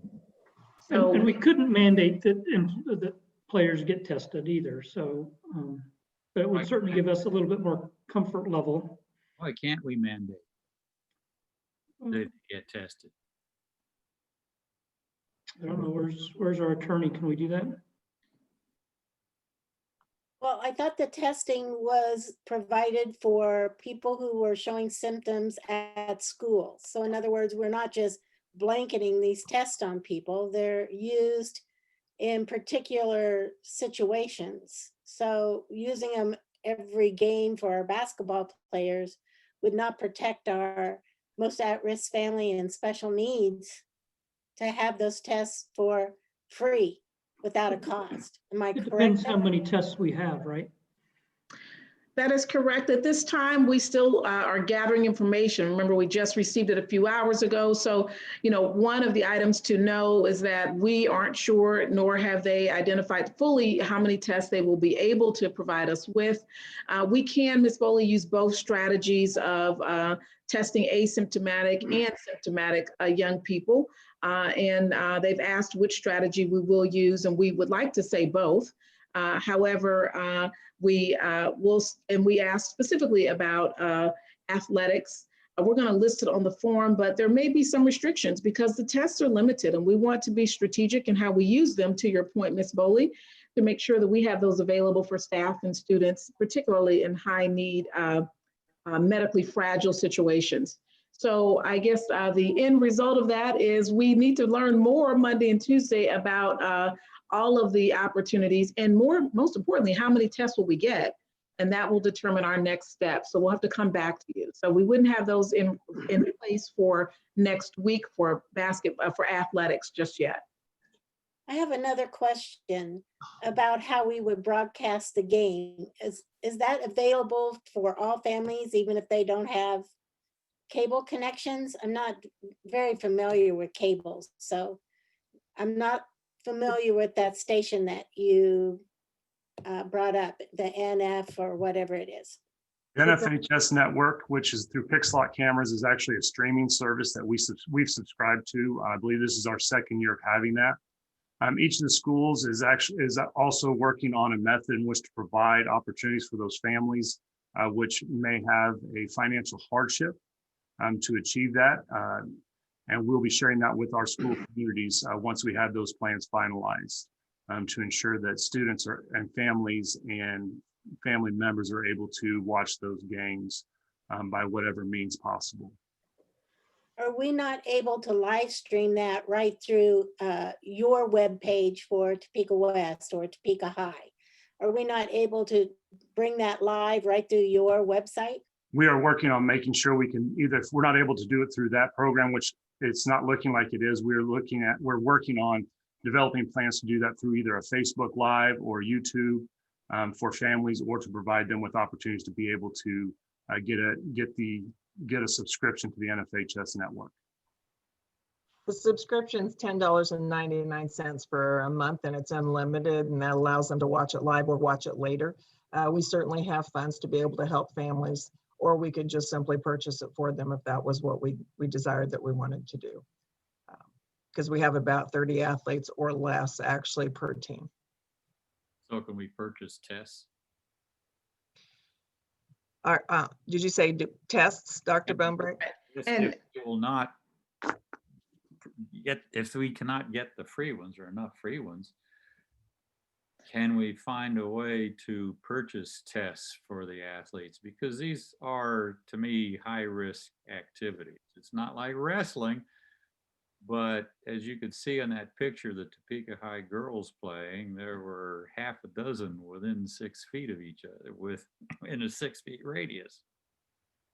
We did contact University of Kansas clinic at Topeka High to ask what tests would cost there. They cost between $140 and $170 per student per time they take the test. And that's, they do not give rapid testing, so they couldn't test before a game, but they now only allow for the 2-day test. So that would be a little bit more problematic in that regard. Yeah, I Kathy, Oh, go ahead, Melody. okay.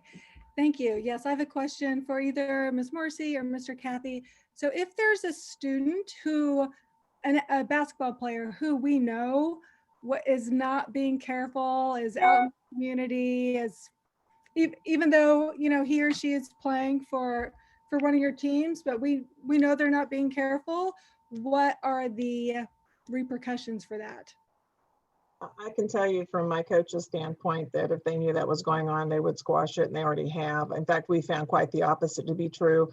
I know that one of our student athletes stayed home from a practice last week because someone in the household had symptoms, was not positive, didn't end up being positive, but they were that cautious. And I would say this, Dr. Bonebreak, even if we could not test every single athlete before every game because of cost and we're not an NCAA program, I think it is possible for us to maybe use that system to identify someone if they've been at risk and become symptomatic and let us know much quicker if there could possibly have been an exposure so that we can control the spread.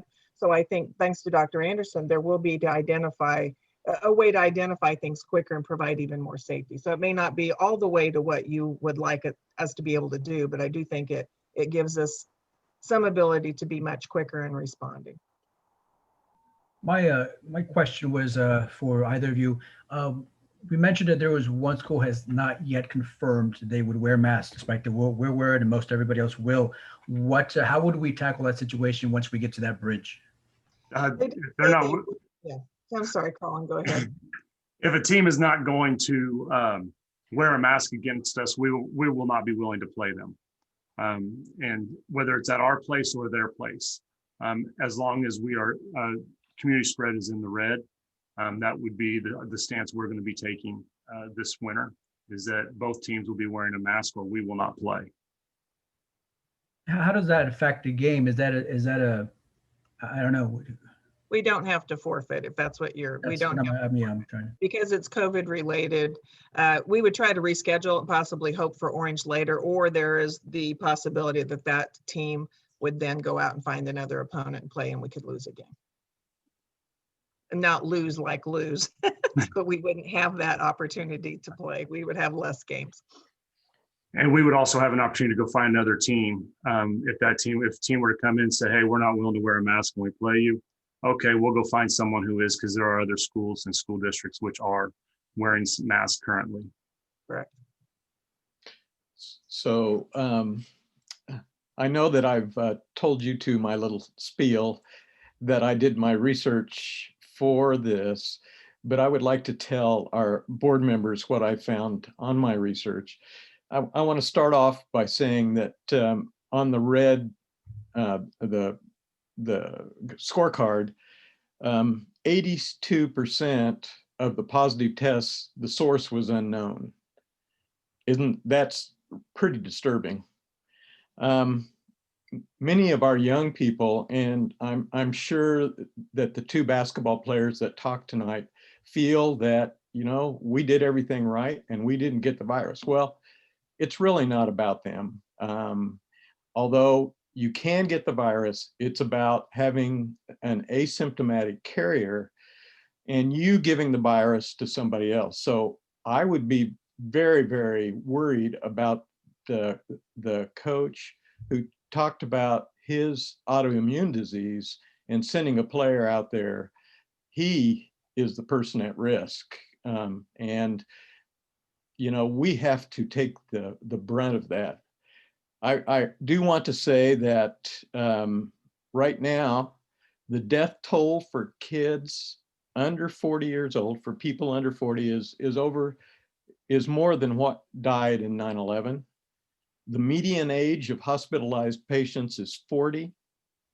The highest number of COVID patients now is in the age group of 18 to 29. Now, they're not going to probably die, but they are going to spread the virus. There were, in the University of Michigan this past week, 3 patients in their 20s. So just because you're young, you can still get sick.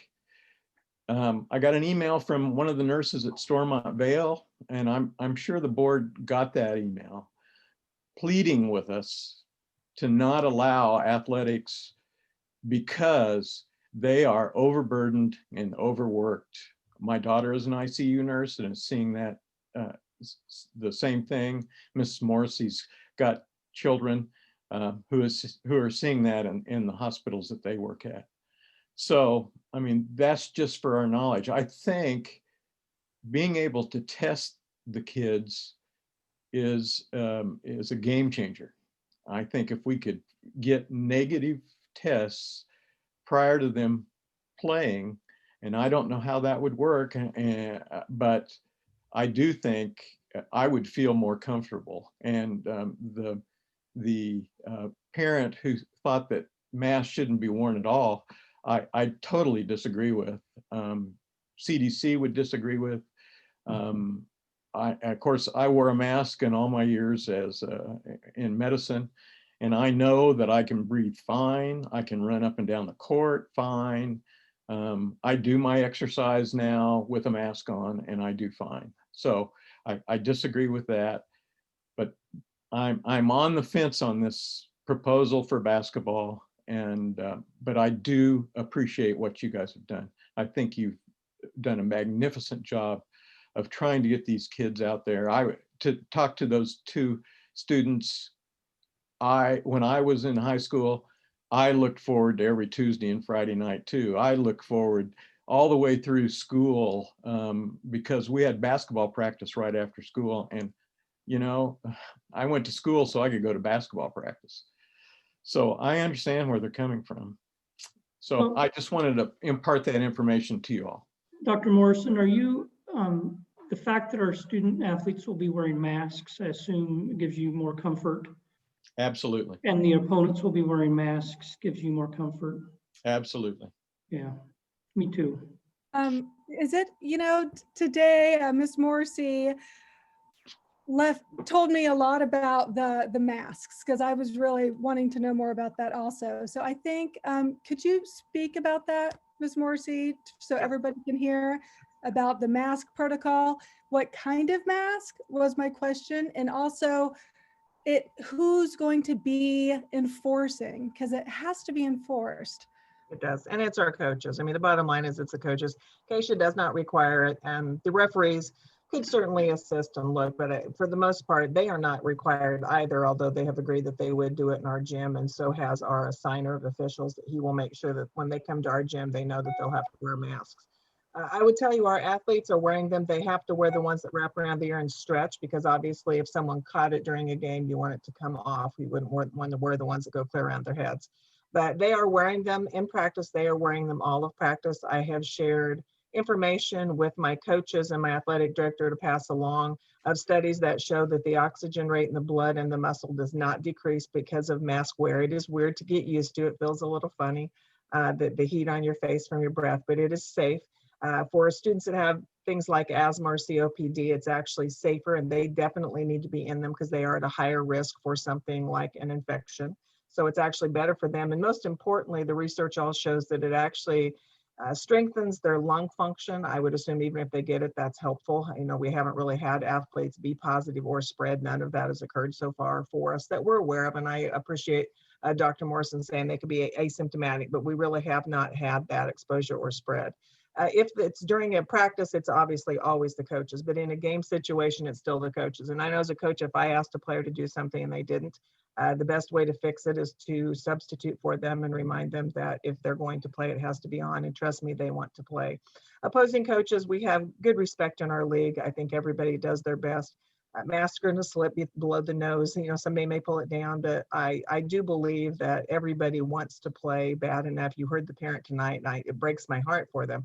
But you heard that parent say, even if I can't be there to watch, I want them to be able to play, that I feel they're safe. And I do think that we keep the adults to a minimum in the room. But the masks, I do agree with everybody that just mentioned it, are going to provide a protection for someone who might be asymptomatic, because that mask protects everybody else from you. So if I'm wearing a mask, I am protecting everyone from me. And we've shared that with our league our league partners. And like I said, all but one, and they didn't say they wouldn't, but there was a resistance there. Everybody else agreed. And I think many other schools are considering the same thing. Thank you. So scenario, basketball games in full force, someone's mask falls down, they don't realize it, they're just thinking about getting the ball. The game doesn't get stopped, but does coach yell out? Does somebody say, pull your mask up? Because this is gonna, I totally foresee this happening. Coaches always yell out, they're going to have to pay attention to that. It's one more thing to coach. Now, the good news is you're not fighting the noise of a crowd. So I do believe managing things and talking to kids and players is much easier when we only have 10 athletes on both teams and minimal adults in the gym. So it's going to be a weird environment. Watching college games is similar right now. It'll have to be watched, and we have administration there. That's something that I believe, standing on the sideline, there'll only be one or two of us there. But that's something else I can also watch and remind kids of. I did it during football. I walk down the sideline when coaches are coaching and remind the kids to put their masks on. I would also say this, it's about that within 10 foot for 10 minutes, or sometimes they'll say 15 minutes in 24-hour period. So a mask coming down momentarily or coming within 6 foot momentarily is not a concern. It's the total amount of time through the course of a game. And although there are a few positions that might occur if there were no substitutions, it's going to be fairly minimal that ever occurs during the course of a basketball game, that they're actually within that space for that long. And then remember, we also have masks on. So that helps even more. So just to confirm from our three principals, and I think I saw Highland Park's principal online also, you're in favor of playing with the recommendations. Obviously, you're making these recommendations. You think Yes. it's best for our student athletes. I do. For their development. So, I do. Yes. and Mr. Buckendorf, you do too. Okay. Are there any other questions or discussion items for? Yeah, I think the students made a couple of good points. And first off, how awesome is it that students came to a board meeting and they spoke up? I think that's exceptional. I'm going to keep my eye on those two individuals.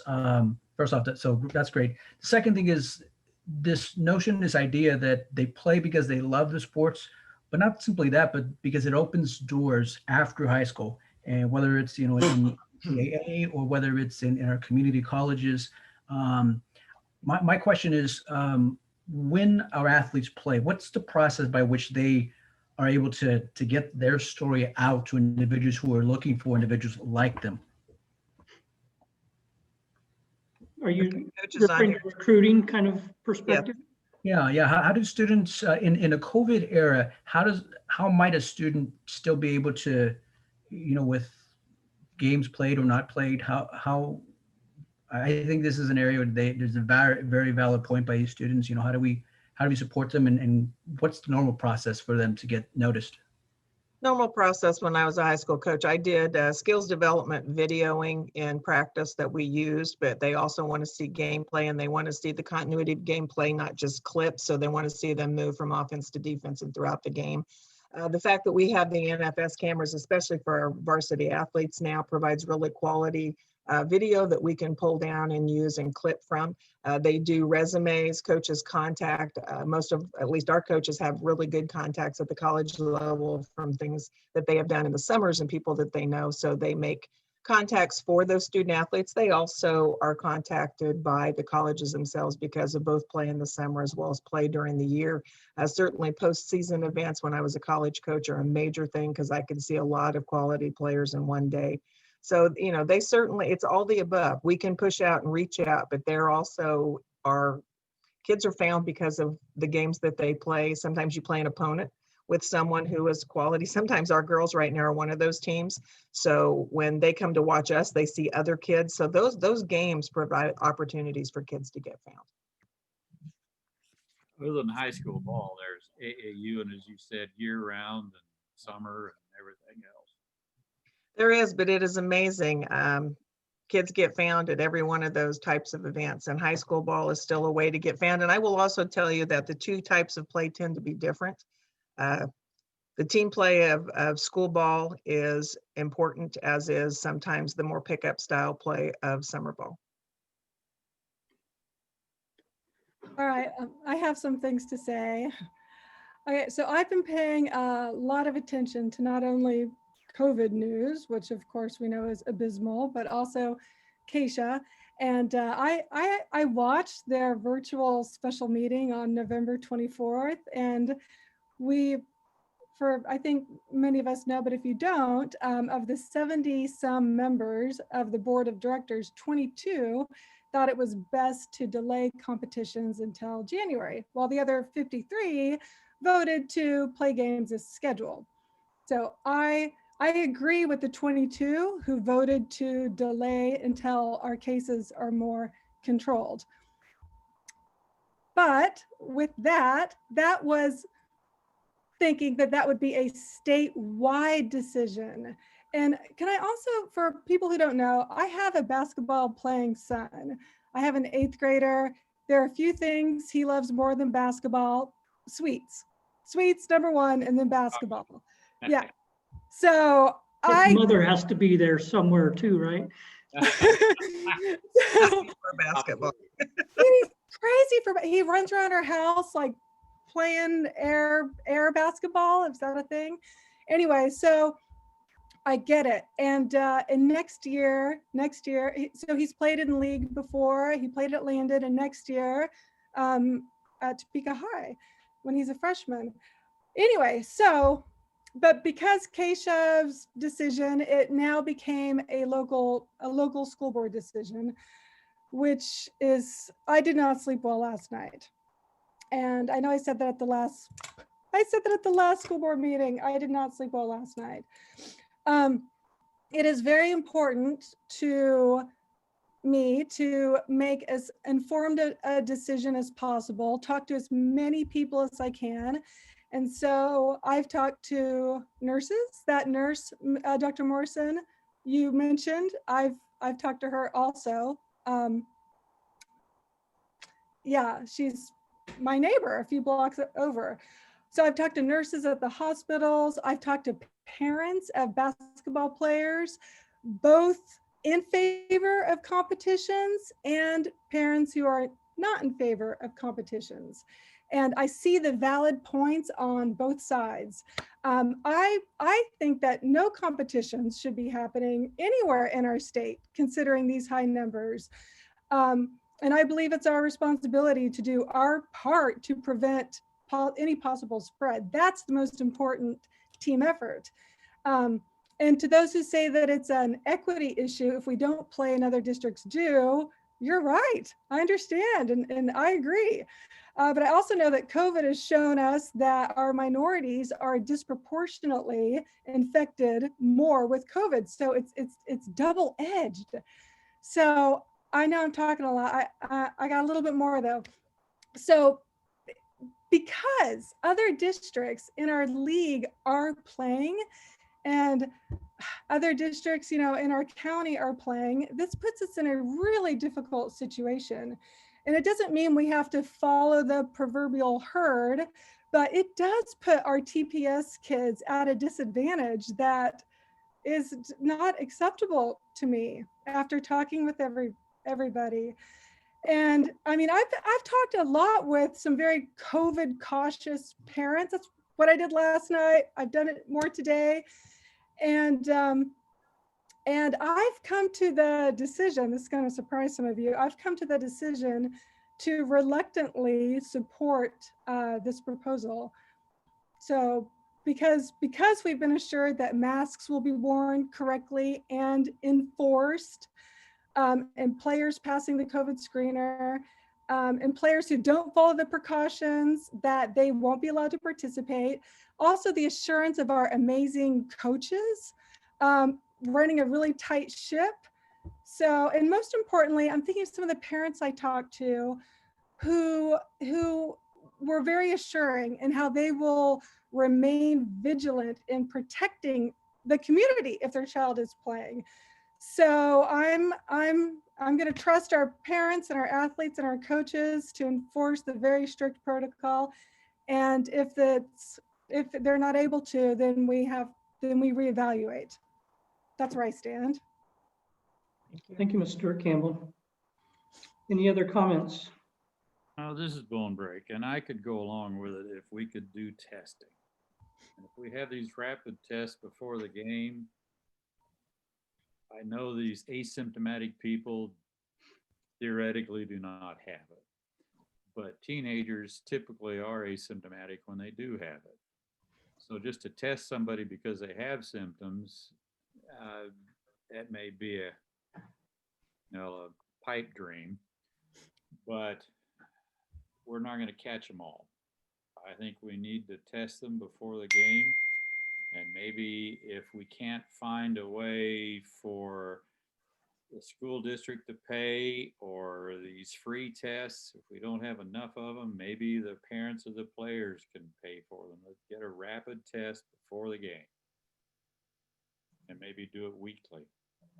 Just as a reminder, one of the items, once we go into tomorrow and have our next meeting at this time, we just want to make sure we don't commit to something that we are uncertain about fully just because we just gained the information. If we have enough tests and we are listing athletics, athletes, or certainly extracurricular high-risk sports and activities, if we once we list those, if we have enough tests and we're able to do that, we anticipate testing those that are in compliance with the rules they give us. We just don't know all the rules just yet, but we know that after tomorrow's meeting, next week we'll give training.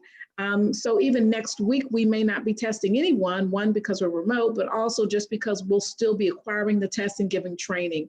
So as soon as we know that, Dr. Bonebrake, we will test those that we can, and if allowed, we certainly will be extending that beyond just that high needs at-risk group, if allowed, with the appropriate number. So our full intention is to explore all of that, and we've been very specific about that. We'll know more next week. So next week, no testing, but we will be acquiring the tests, at least we anticipate that, and we'll be giving training. Should we hold off our vote until we know about testing? Yea or nay on whether we get testing as to whether we go ahead with the basketball proposal? I think the first game is Tuesday. Or the next game. The first game was canceled. That's tomorrow night. So Dr. Mickelson, could we hear from Reverend Williams on this? Absolutely, Reverend. What would you like to hear, Dr. Morrison? I want to know your opinion. My opinion, I'm in support of this proposal.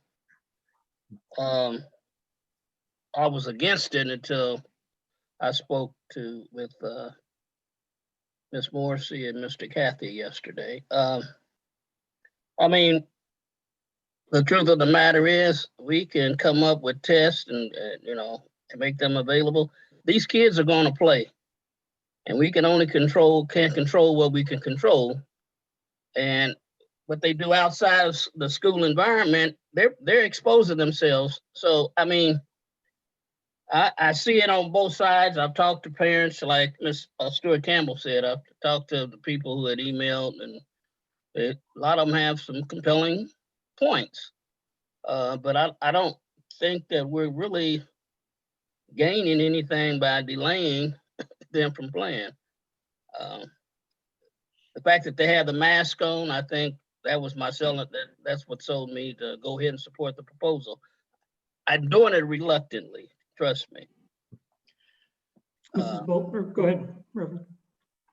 So I'm in favor of it because, we can always, if things really get bad, we can always pull it back. One other option that I don't know if everyone caught on to it is, if a parent feels uncomfortable about their student athlete participating, they can drop off with understanding when conditions are more conducive to their comfort zone, they can get back home and not lose their spot. So I think they've done everything possible other than the testing to make it as safe as possible. So I'm supporting it reluctantly, but I'm supporting it.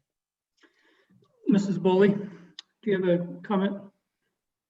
I think we need to also think of I can't remember what adult it was earlier in the meeting that said they didn't go to school for academics. They went to school for the sports.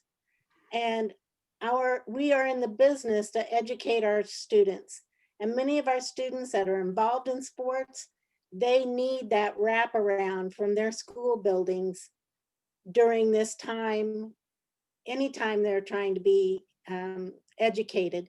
This is what keeps them in school. This is what motivates them to do better in class and to better themselves. And I just think we have to remember that power of sports. And I think we put everything we can in place. I think our people who have planned this out have done an excellent job and have listened to us. And I agree with Reverend Williams. If we feel things aren't going well, we can pull back out. And I think the people who made this plan would feel the exact same way.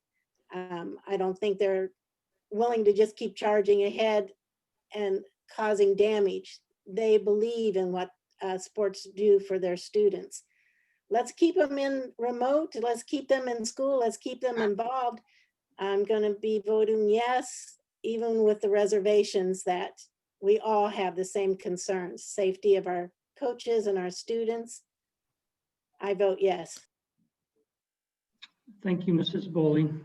This is not an action item, but I agree with you in that I am, and with Reverend Williams and Ms. Stewart Campbell, reluctantly in favor of the recommendation that has been put forward by Ms. Morrissey, Mr. Cathy, and the rest of the athletic department. So I haven't had a I'm chance. also in favor. Yeah, go ahead, Lalo. I'm not in favor. I think we're in red, and it means it's uncontrolled. We know what's going on in our hospitals. And I know on the surface, it might appear that this is an equity issue where our students aren't getting, our student athletes aren't getting to play while others are. But I think what we're hearing is that we want equality, right? We want our students to be treated the same as others. And the problem is 501 is different from other school districts. When you look at, but there is inequity, and it shows up differently. Inequity, for instance, when it comes to Black and Hispanic individuals who are twice as more likely to be positive for COVID-19, or that they're twice as likely to die and 4 times as likely to be hospitalized. I think it'd be great if our student athletes, when they play, that they are confined and they're in a bubble, but they're not. They're interacting with families, oftentimes multiple generations. Not only that, that as long as COVID remains prevalent and it remains in the red, I think COVID exacerbates inequities, inequality, by our students who have to be at home teaching, learning through the computer, and I think of those who have IEPs and special ed or ELL students, students who are lower income, as well as Black and Hispanic students, all who we know that are falling behind week after week. And not only that, but for parents who have to try and struggle and balance having their kids at home and running to work and then running back to check up on them, and trying to support them as best as they can when we know that they have to be back in school. So families are also struggling. And in our community, we know that that our nurses and doctors are struggling to try and keep things together. You could make the argument that having our kids play adds to not only more individuals becoming sick and potentially passing away, but also lengthening the time that our students are at home and not in our classrooms. So you could argue that having our students play basketball and sports increases the inequity that we're gonna see in the coming months. So I think it sends a terrible message for us to play while we're in red. I know that we have a phenomenal plan. Don't get me wrong, but fall sports is different from winter sports, primarily because they're inside. And I think we had great results from our fall sports, but I'm worried about these winter sports. And so for that reason, I can't agree with that. And I hope that others consider that before we vote. Thank you, Mr. Munoz. Any other comments or it isn't an action item. Mike, do you have something? Yeah, just very brief. I appreciate the opinions of all the board members. I think Dr. Anderson can take to the staff that we really sweated this out. I mean, nobody knows what's right or what's wrong. And number one, and number two, these administrators have done the very best they possibly can to get these kids playing.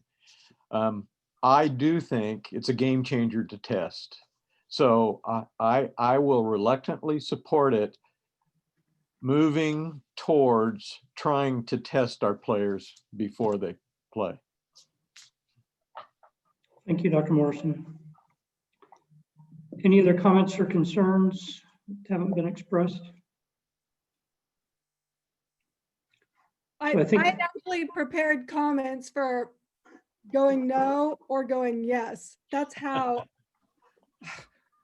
this is so hard. I was a very hard no until a few days ago. And I'm still a no. I think nobody in the state should be playing, but that's not the reality. So I think we have to deal with the reality we have.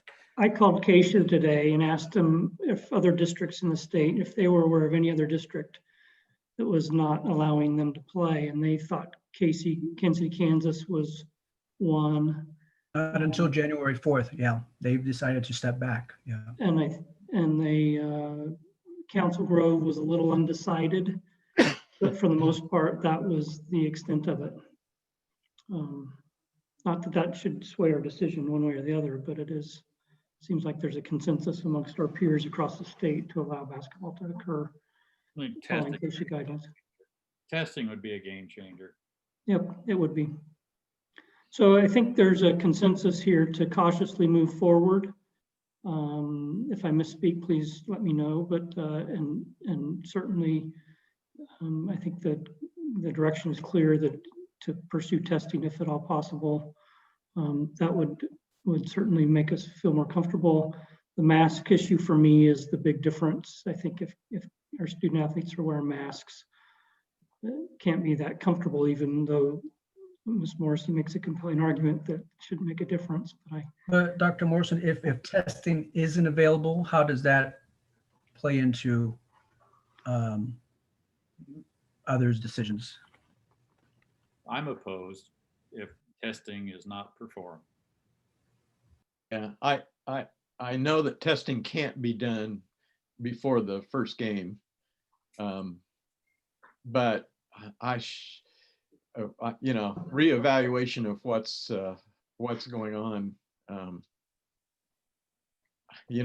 just so straddling the fence. It's a very hard decision, but I'm going to have to go along with things at this point, but push to have testing available. I will share, Ms. Wallace, I believe she's on the line. She and both Ms. Botter spoke with the officials today and had the initial conversation, and we'll follow up tomorrow. Ms. Wallace, I think you're on mute. As she takes herself off mute, she'll just comment on that item regarding the tests, and she had those initial conversations. Ms. Wallace? Yes, so one of the testing options is to look at testing or prioritizing groups of students and activities that they're involved in. So athletes is on that list if that's a priority for us as a high-risk group of students that we would select to put on that list to be tested. So we will again work towards that. And as we gain more information next week, we'll be keeping board members updated on when we can get the tests and the very next steps in that regard. And if something changes, we'll let you know. As you've already shared, at any point you can interject and change course. But at this point, Dr. Mickelson, from what you have shared with me, and this is our last item for you, is the consensus is to move forward, work towards testing, and to cautiously move forward. Is that correct, Dr. Mickelson? That's the consensus of the board. That's my understanding. Hey, Dr. Mickelson, can we Yes. add to our meeting 2 weeks from now, kind of get an update and see how things are going? Add that to Absolutely. our agenda. Absolutely. That meeting will be at lunchtime or noontime on the Just a brief- 17th, but Just a I brief think it's update. absolutely, it's appropriate given the sensitivity of this nature and the interest. Thank you. Yes, thank you. And also, I probably won't sleep well again tonight either, worrying. I'm a worrier. So just also, if we can have the assurance that if protocols not being followed, how do we keep informed? I'd like to be informed, not just every 2 weeks, but on a more regular basis that mask wearing is being enforced. Well, perhaps one of the items, and I'd like to suggest that perhaps Ms. Morrissey and Mr. Kathy can provide an update at the end of the first week, if that's helpful, Ms. Stewart Campbell, just like a written update. And then, of course, we know those games will be live streamed, so you'll be able to actually watch them. But certainly giving an update at the end of the week in writing, and then the very next week, they'll come to the board meeting. So Mr. Kathy and Mrs. Morrissey now have a standing invitation to continue to come and give a brief update. Since Mr. Buckendorf is on with us, I'm sure he doesn't mind joining as well, this illustrious group. So we'll plan for that moving forward. And then we'll need to know how to log on to the NFHS. Have we made a decision? Yes. Which is? We'll move forward and also explore testing when it becomes available and more is known about it. So we're going to play this next Tuesday and Friday, whether we have testing or not. Yes. Those are all the items that we have. Thank you, and I'll turn it back over to the board president. Thank you, Dr. Anderson. Next on the agenda is discussion items for high school course change curricular recommendations. Looks like most of them are TCALC. I assume Mrs. Wallace is going to lead us through those. Yes. Pull them up so that I can see them. Do I have the ability to share my screen? I don't think you have that yet. He'll give it to you very quickly. And so Ms. Wallace is just going to highlight just really quickly the few items that we added as new course proposals. Ms. Wallace, you want to share those even if the screen isn't shared, and just share what those new course proposals are? Sure. There are just a couple of changes around art and adding a subtitle so that students, when we changed it to Principles of Illustration a couple of years ago, since then we've had some enrollment drop because kids don't really understand the content of the course. So adding in Drawing 1 and Drawing 2 as subtitles. Then we are looking at, really they're not any, there's only one new added course. The other courses, Animal Science, Advanced Animal Science, Animal Health Vet Tech, Food Service, Human Body Systems, Medical Interventions, and Biomedical Innovations. Those requests are to add them not only as a possible elective, but as a science elective as well, or a science credit, sorry. So for example, Animal Science, and Ms. Wallace, I think you now are shared, so it's showing your screen. So if you want to go ahead and pull it on up as you continue. Okay.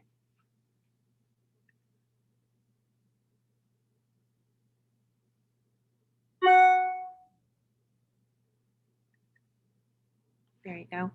Can everyone see that? Yes. Okay. So for example, Animal Science would change to be an elective or a science credit, and that science credit would be a zoology credit. And then Advanced Animal Science could be an elective science credit or zoology too. So all of these courses would be as an elective or a possible science credit. And then we would be looking at adding educational leadership training A and B, and then a world language course, which would be American Sign Language, levels 1 through 4. And we would offer that potentially starting 8th grade through 12th grade. And that would allow students to learn sign language, and it would be considered a world language credit. Seems a lot of semantics. This will go into effect next year, is that right, Mrs. Wallace? So yes, it would be up for an action item at the next meeting. And then it would be in the program of studies for February, early enrollment. So students would know what they could select from these courses. Okay. Is there any, does anyone have any questions for Mrs. Wallace?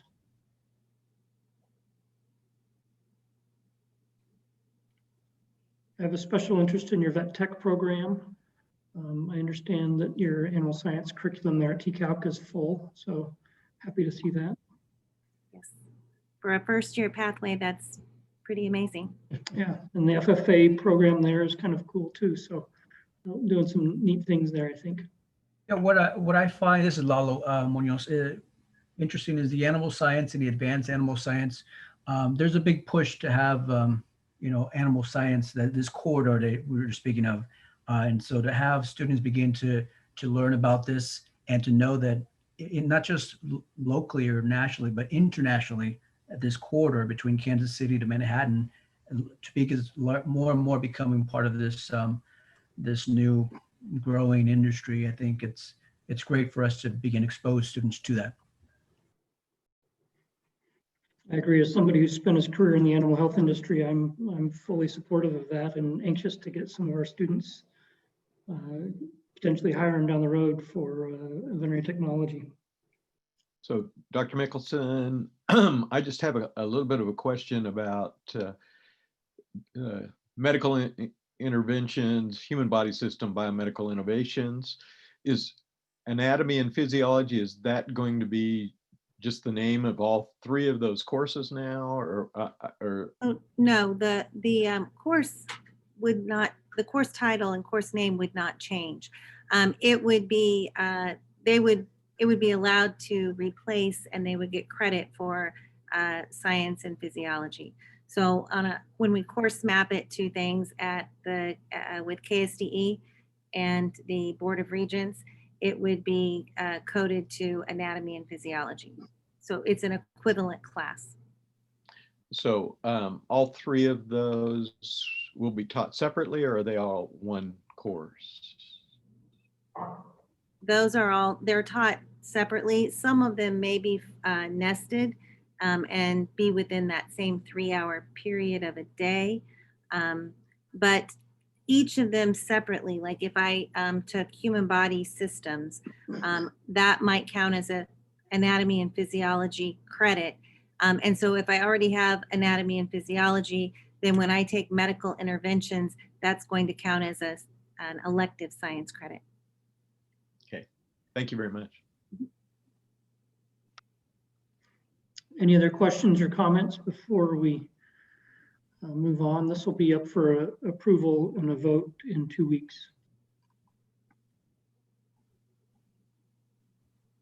I don't hear any, so thank you, Mrs. Wallace, for providing an overview of the recommended school change or course changes. Thank you. Let me go to my agenda here, if I can find it. I think next on the agenda, Board member comments. Board member comments. So start at the end of the table with Dr. Bonebrake. Oh, okay. Well, Melanie Stewart Campbell and I've spoken with some others, and we would like to push learning about year-round schools. We're no longer an agrarian society. I think there's a lot of advantages to trying to optimize education for our country's greatest resource. And if we could have year-round schools, I think this would help bring people to Kansas as well and relieve parental problems of trying to get childcare in the summertime. And right now, I think we rank in the 30s in the industrialized countries in science and math. And I think as recently as 20 years ago, we were #1 in the world. And I think we need to And I know, I think you all know I have a niece that teaches in Germany, and they teach 10.5 months of the year. They get paid for it, and they all basically have the equivalent of between a master's and a PhD, even in what we call secondary and primary education. So I would like for us to formally arrange for a committee to study how we might proceed to a year-round school. For a while, we did not have summer school, and a few years ago, you've been on the board for a while, and it's been relatively recent that we've got summer school, isn't it? So can't we evolve and progress this for everyone?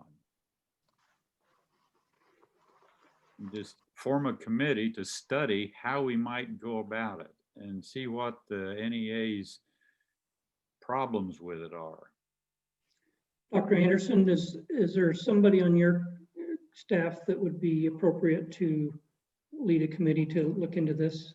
I do believe we had a DCAC topic on this, study topic on this not that many years ago, that at least we could start there. Potentially we could refine that report and distribute it to the board. Absolutely. So Ms. Wallace is still on. So I'll ask Ms. Wallace if she can, under teaching and learning, head that committee and pull the DCAC report, and then individuals who have had experience perhaps, because we have a lot of new administrators over the last number of years who've had experience with year-round school. That might be another group of individuals who might be able to give feedback and bring information back to the board. And then any other thoughts that board members have. I suspect that Dr. Bonebrake, as we make this committee, you'd probably like to be a board member that is participating. Are there other board members that would like to be involved in that? I see your mute is off, Ms. Stewart Campbell, and I know you were instrumental on the dual language committee and on strategic planning. So we'll include the two of you all. Anyone else would like to be included? All right, those two board members will be included, and then we'll gather other individuals who may have some experience, research background, and then we'll start from there. Thank you so much, sir. And Ms. Wallace will be following up within the next week or two with both of you. Thank you. Dr. Morrison. I'm about commented out, but to answer Dr. Bonebrake, we did run a period of time where we didn't have summer school, and that was because of funding. But we have the last 2 years, I think we've had a very strong summer school. And ever since I got on the board, I have brought up the subject of changing the school year with something like that. And when I was on the calendar committee, we actually did have some suggestions from teachers on how to do that. And of course, they weren't NEA involved, but I thought they had good ideas. But at the time, it was a different administration. And the only other thing I want to say is a big thank you to the administration that attended tonight and gave the recommendation. This is really hard stuff, and there aren't right answers or wrong answers. We just don't know. So thank you, guys. Mr. Munoz.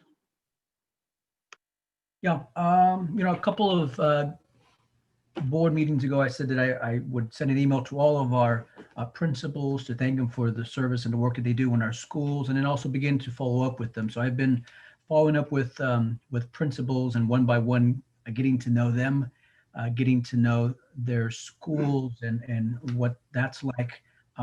It's unfortunate we're in COVID because I can't be there physically to get to know students and the teachers but at least for the time being, I can do it by Zoom. So I'm enjoying that. I'm enjoying getting to know them and their story. Other than that, I think it's true that none of us know how to move forward, right? And it's through trying to hear different perspectives and gathering what we think we have in common to move forward. And so, but yeah, I really worry about where we are. And I think after the school year finishes in May and June, what I'm beginning to look at is the residual effects of a COVID education, of being at home.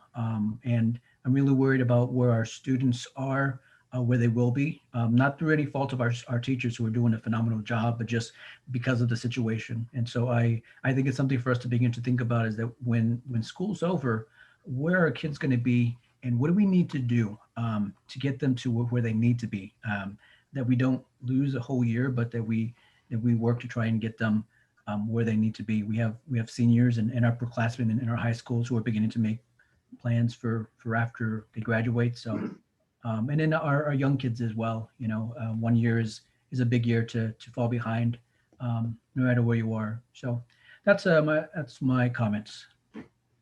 Thank you, Mr. Munoz. Mrs. Bully.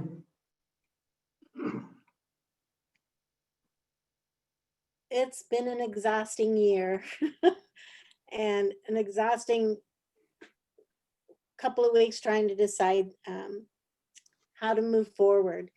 I want to thank the district for allowing me to attend the Kansas State Board of Education or Association conference. And so many of the things that we're talking about and struggling with, it's happening, across the nation, across our state. Year-round school is being spoken about quite a bit there because we're concerned about losses that remote education is going to create, not that powerful face-to-face that we have with our teachers.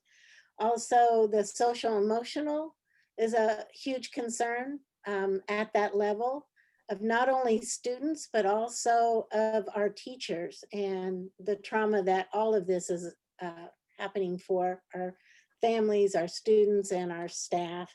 And that, we should be thinking about planning around that as we move forward. I just want to thank everyone in our district for their patience during this year. And I want to remind everybody to wear masks. We do want our kids in the classroom, and the sooner we get them there, we know it's best for our teachers and our students. And please wear your mask. Let's try to get this under control so that we can normalize things for our students and everyone else. We need some normal. I appreciate the support that the community has given to me and my board members. Thank you. It's been a hard first year, but I sure do appreciate all of you and your opinions and your experience. So thank you and good night. Mr. Campbell. Okay, yeah, this was a very difficult board meeting, and I talked a lot, so I'm talked out. So I want to say that Topeka High was in the news this week, which is great. So I want to celebrate Topeka High. Their graduation rate increased by nearly 20% in the last 10 years. So mighty Troy, we're mighty proud of you. And that's all I have to say. Thank you. Reverend Williams. Only thing I have to say is just like Ms. Bowley been attending the Kansas Association of School Board annual meeting, albeit virtually. Normally we would have been in Wichita enjoying the Arkansas River. But so far it's been good, very informative. I always enjoy attending these, and I do appreciate the opportunity to attend them. Other than that, everybody continue to be safe and healthy. Thank you, Reverend. I'll be brief, but I wanted to acknowledge Coach Mike Williams and how impressed I was with him tonight. I wouldn't recognize him if he walked in down the street, but it was nice to put a name with a face. I first became aware of him a few years ago when I like to bike and participate in the Bike Across Kansas every summer, and I met one of his college teammates at Washburn who lived out in Montezuma, Kansas, way out in southwest Kansas. And he and I were talking. The route went through his town, and we stopped and spent the night there at their school. And he could not speak highly enough of Coach Williams. He just said we had a gem of a person and a great leader of men and women, and we were fortunate to have him. And after hearing him tonight, I would only echo those comments. So congratulations to him. The second thing is just very briefly, just want to express my appreciation to my colleagues. This has not been an easy year, and for our new members on the board, hopefully we'll get better when we get vaccine available, and your inbox won't be filled with so many emails. And it does get better. It will get better, and there's a light at the end of the tunnel. The tunnel's still kind of long, but there is a light, and so just hang in there. And I certainly appreciate your contributions and your efforts and concern for our students. And with that, I'll conclude my comments and adjourn the meeting. Thank you. Have a good evening.